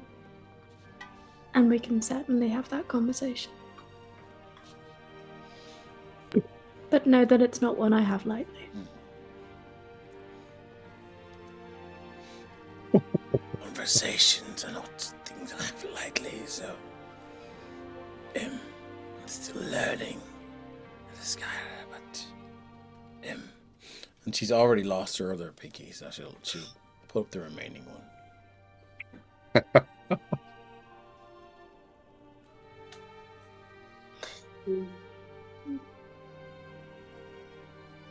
She'll raise her pinky. To the pinky promise, and her other pinky slides off. Jesus you Christ. now have both of you now possess both of Seriaka's pinkies. Can that be when the heel starts? Where Sure. because Brana was on the flesh carpet, but right now you see the flesh carpet sort of spinning gently on the water beside you, and he's kilted to the side like this. Yeah, I mean, it's all well and good, but yeah, we'd all be here, and you can always choose your family, innit? I didn't choose Gobrana, but he chose me. And at the end of the day, yeah, in the Come water. join us in the water. Hey, Makes your undergarments soggy, but it's worth it. The view is wonderful. Where are the rest of them? you see that weird face on Gobrana where the smiley face of Eugene's like, yeah, but the forehead goes like, nah. And the carpet disappears, or the disc disappears, and he plops into the water. And he's going to put his hands on your shoulder or your back, and that's where the heel comes in. Yeah, I mean, we got through that. We can get through worse. Yeah. And he's looking at both of you. He's like he doesn't care what you look like, what you smell like. Like, Gulbrana would have been retching this close, But Eugene's like, hello, what's your favorite color?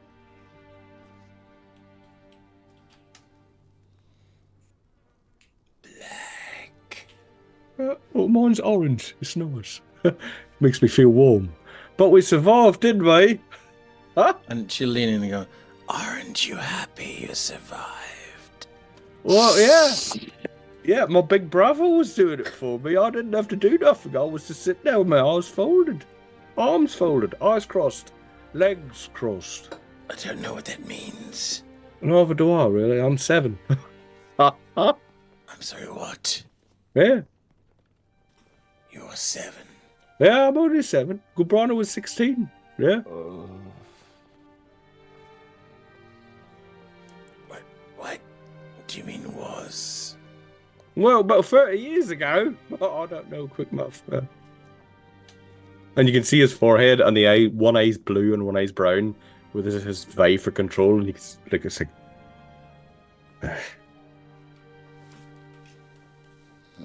But Gubrana spent too many spell slots and he's weakened. So, yeah. Can I have some more of those chicken nuggets?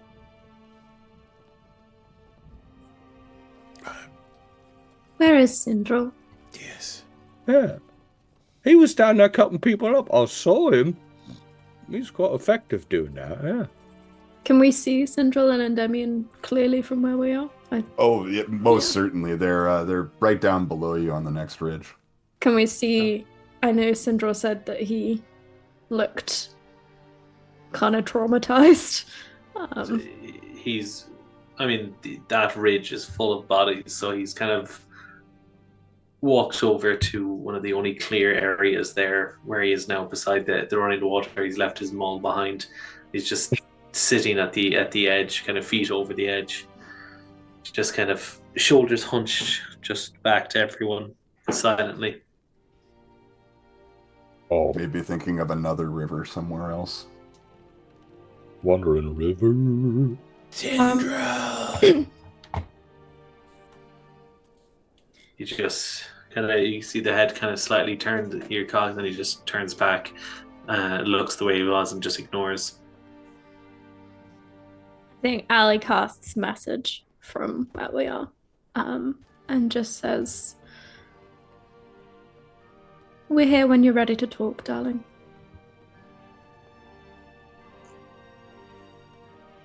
You hear kind of Cinder's mouth, or as you would, when someone is trying to form a sentence but can't quite think of what to say, they're like that, and then just kind of a muttered, "Thank you," and silence again as he kind of just sinks in upon himself. Damien, why don't you join us? And Demian, when you all look down to try and find me and Sindral, originally starts patting out the flames on his body and attempting to attend to his wounds, but you can hear a labored breath underneath the mask getting worse and worse, almost like a wheezing. My vision becomes a little blurry, and I lean up against the cliffside. And then I fall to the floor on my knees, on my hands. And I start hacking uncontrollably, as if something is stuck in my throat, something preventing me from breathing, and I'm trying my hardest to regurgitate it out, but I'm not able to. Then you see, as after a moment of that, I stand up shakily. You can see as I walk away over towards where the cart was parked when we came over this direction. But my footsteps are uneven. They are shaky and weak. And as I get to this part of the cliff, I slip again and tumble down onto the to the next layer. Can you give me a dex save real quick? Yeah. What do you want? Hold? At this point, this will shake Syndrel out of his kind of fugue. He'll jump down. 7. Jump down afterwards to try and see if he can help. Okay. Yeah. Okay. So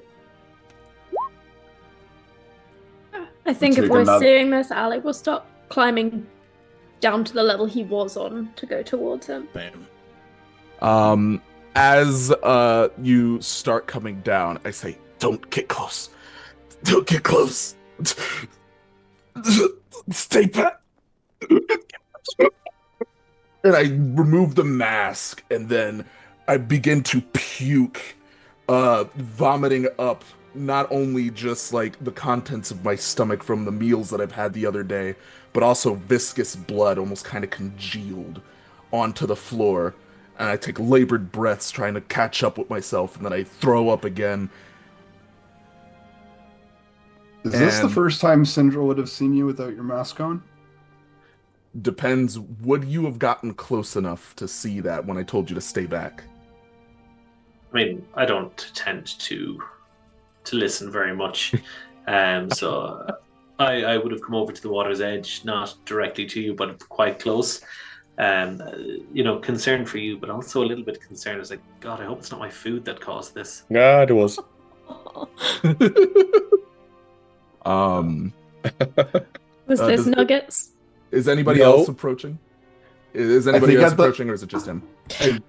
Gobrana will be coming down slowly, but not Gobrana. Eugene, hands and knees on it like a wee child, sort of got it coming down the slope. Steriaka will stand over. Okay. So, as you come close, you begin to see my face. As you've known before, I am indeed a devil. You can see that in my black infernal skin and the horns curling up out of my hat. But now without my mask, you can see my face. It's gaunt. Lesions, tears, bruises everywhere. And necrosed skin patched everywhere. Almost green and black, as if something like some kind of parasite or bacteria is eating a hole through my skin alive.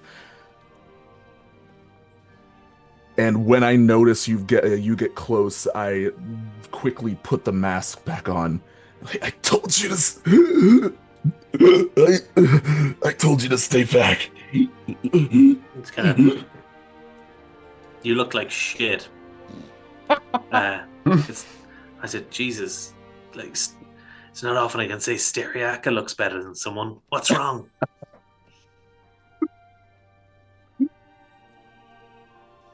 Else, it's my punishment for the life I lived.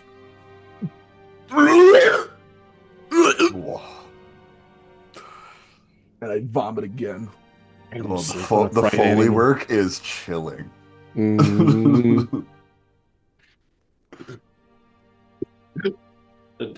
Take out, one of the things I'll always have, I just take out like a little napkin I have, because obviously I'll have a little supply of napkins and kind of just like. Or the really thin ones, they're like that. Yeah.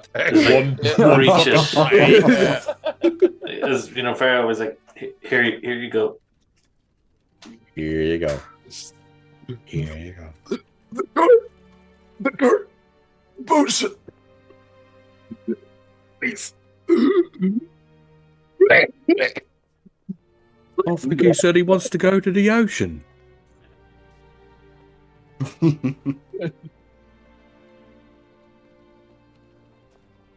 It seems we're all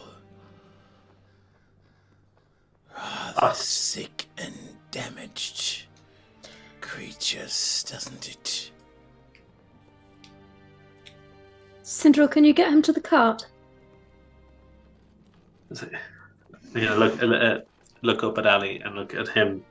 The vomit flowing away in the water. It's like, yeah. Assuming he's So- not contagious. Yeah. Gobrana's gonna fucking pop another spell slot and pull another flesh carpet out. And Yeah.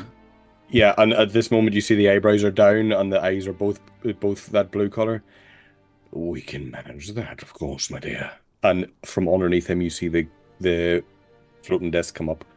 And it's all the faces and all fingers all sort of like pick him up off the ground. To the count.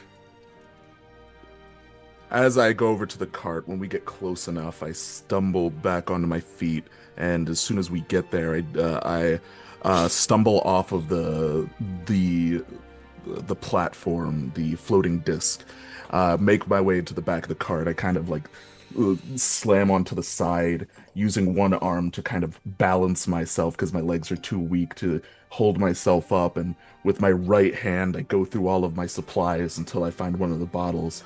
And I drink, and I pull my mask to the side, and I drink it again. Drink another one of the potions, and you can see as over the course of seconds, my breath becomes more regular once again.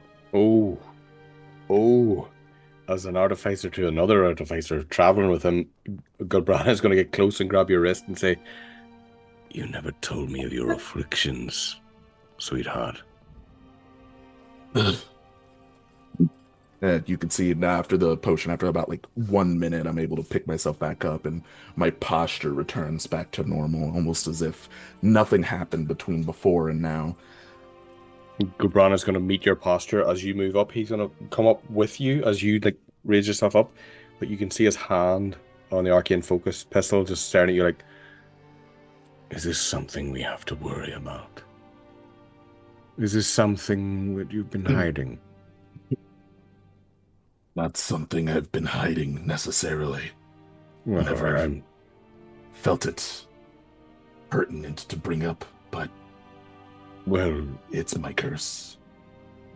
our sledgehammer here, the enigmatic and quite beautiful Steriaka, lives her life in full view, which I find quite refreshing. However, this is something you've kept from me through our travels before we got to Velthollow.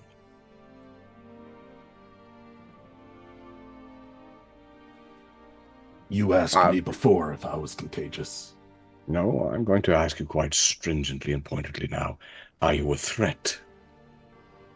So long as I have my outfit, I shouldn't be. Keep your distance.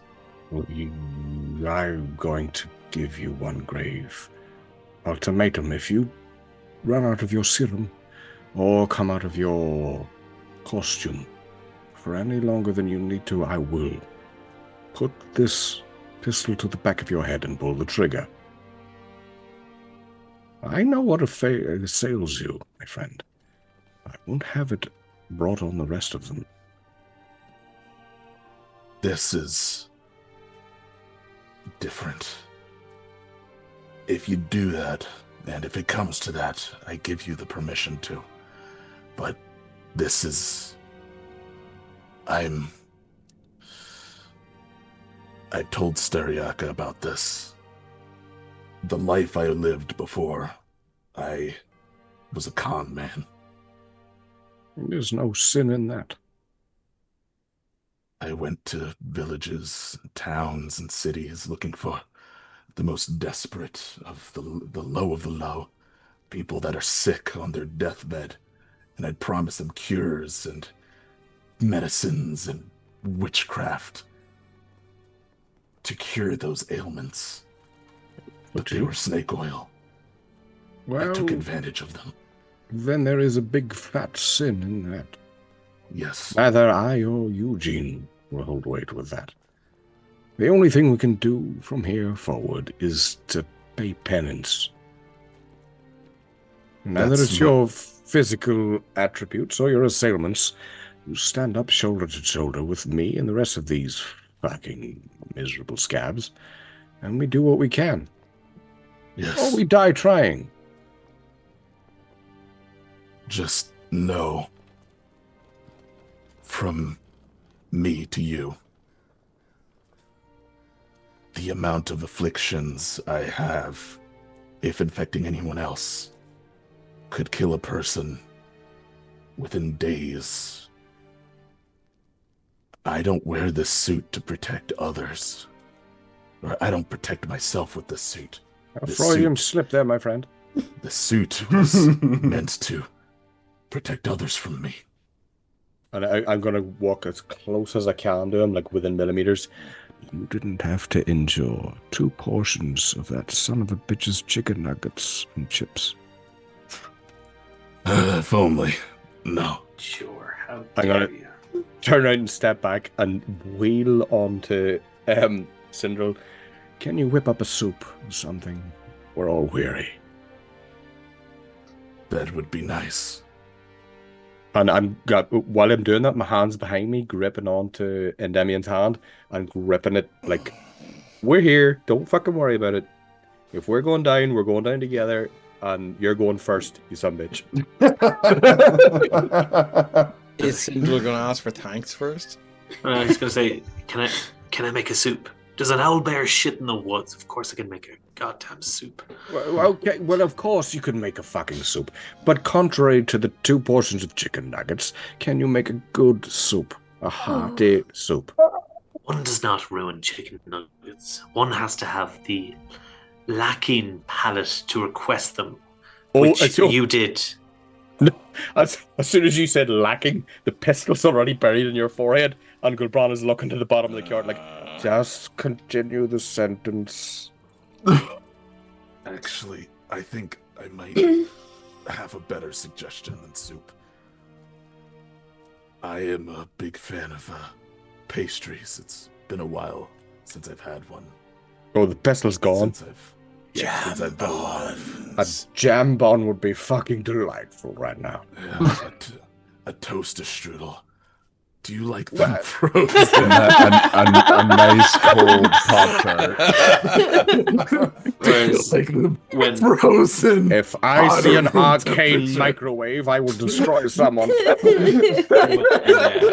when Gulbrana had the pistol up, like you just see steam kind of starting to rise from Syndril as his eyes light.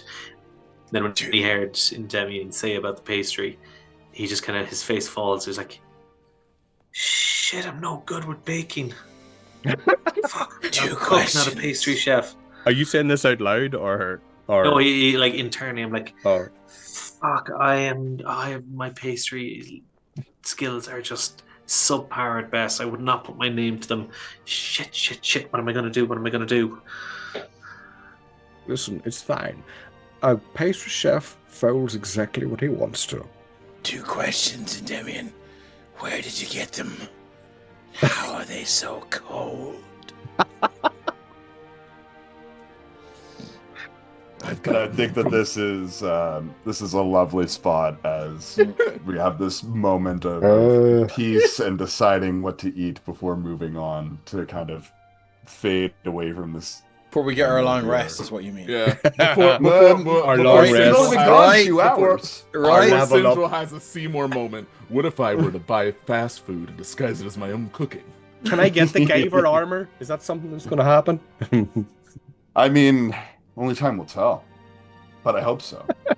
You know, wait till Gulbrana's asleep and just fucking stuff chicken nuggets up his nose and his ears and his mouth. When Gulbran is asleep, Eugene's awake. Your call, boy. Well, Eugene will fucking love that. He's like, There you oh are. yeah, give me some more. They're lovely. well, thanks to everyone who stuck around and joined us for this. Oh my gosh, nearly 4-hour episode today. And especially thank you to all of you wonderful players. This was an absolute blast.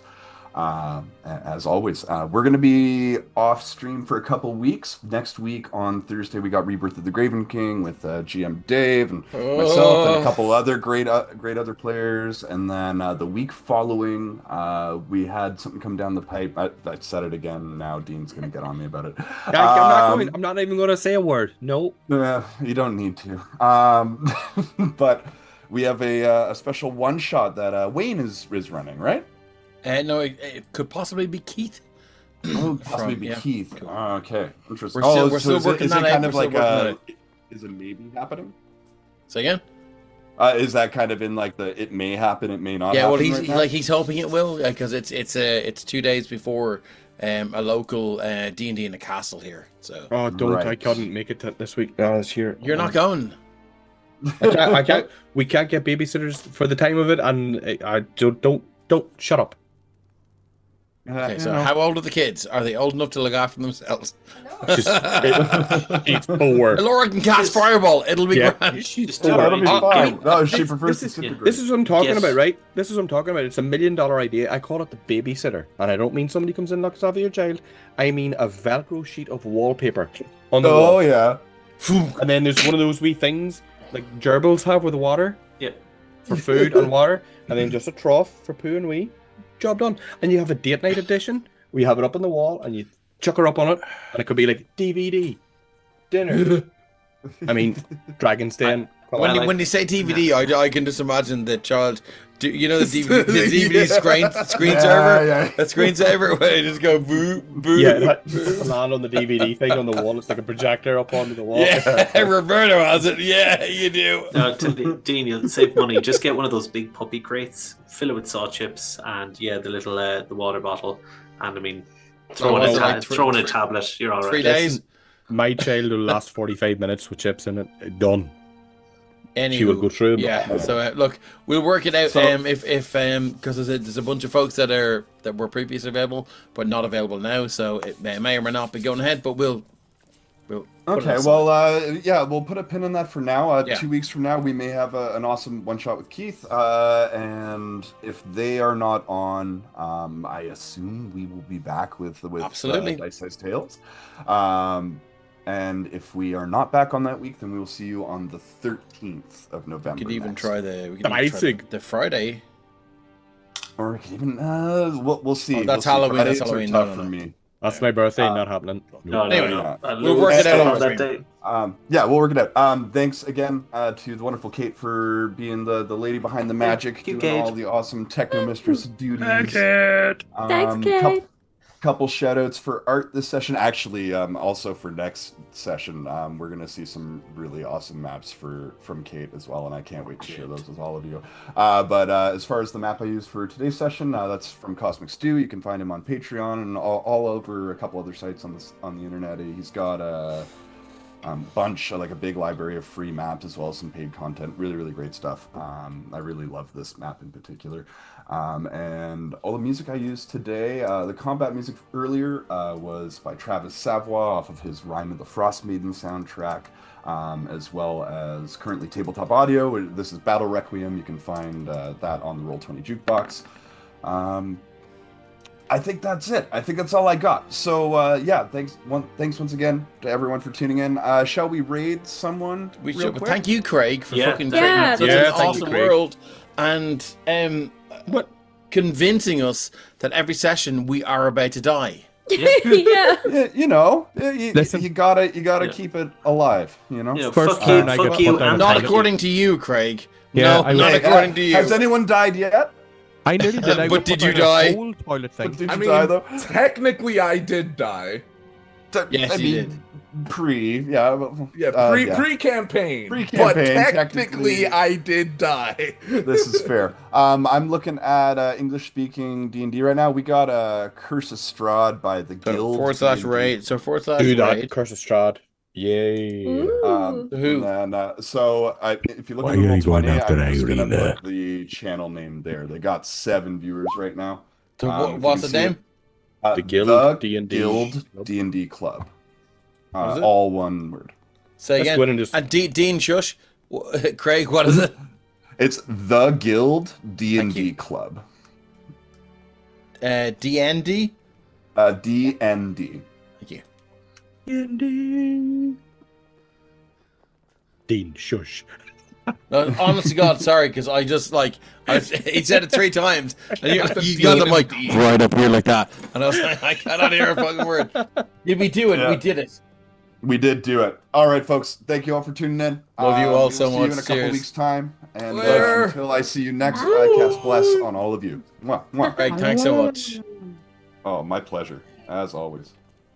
Boy, boy.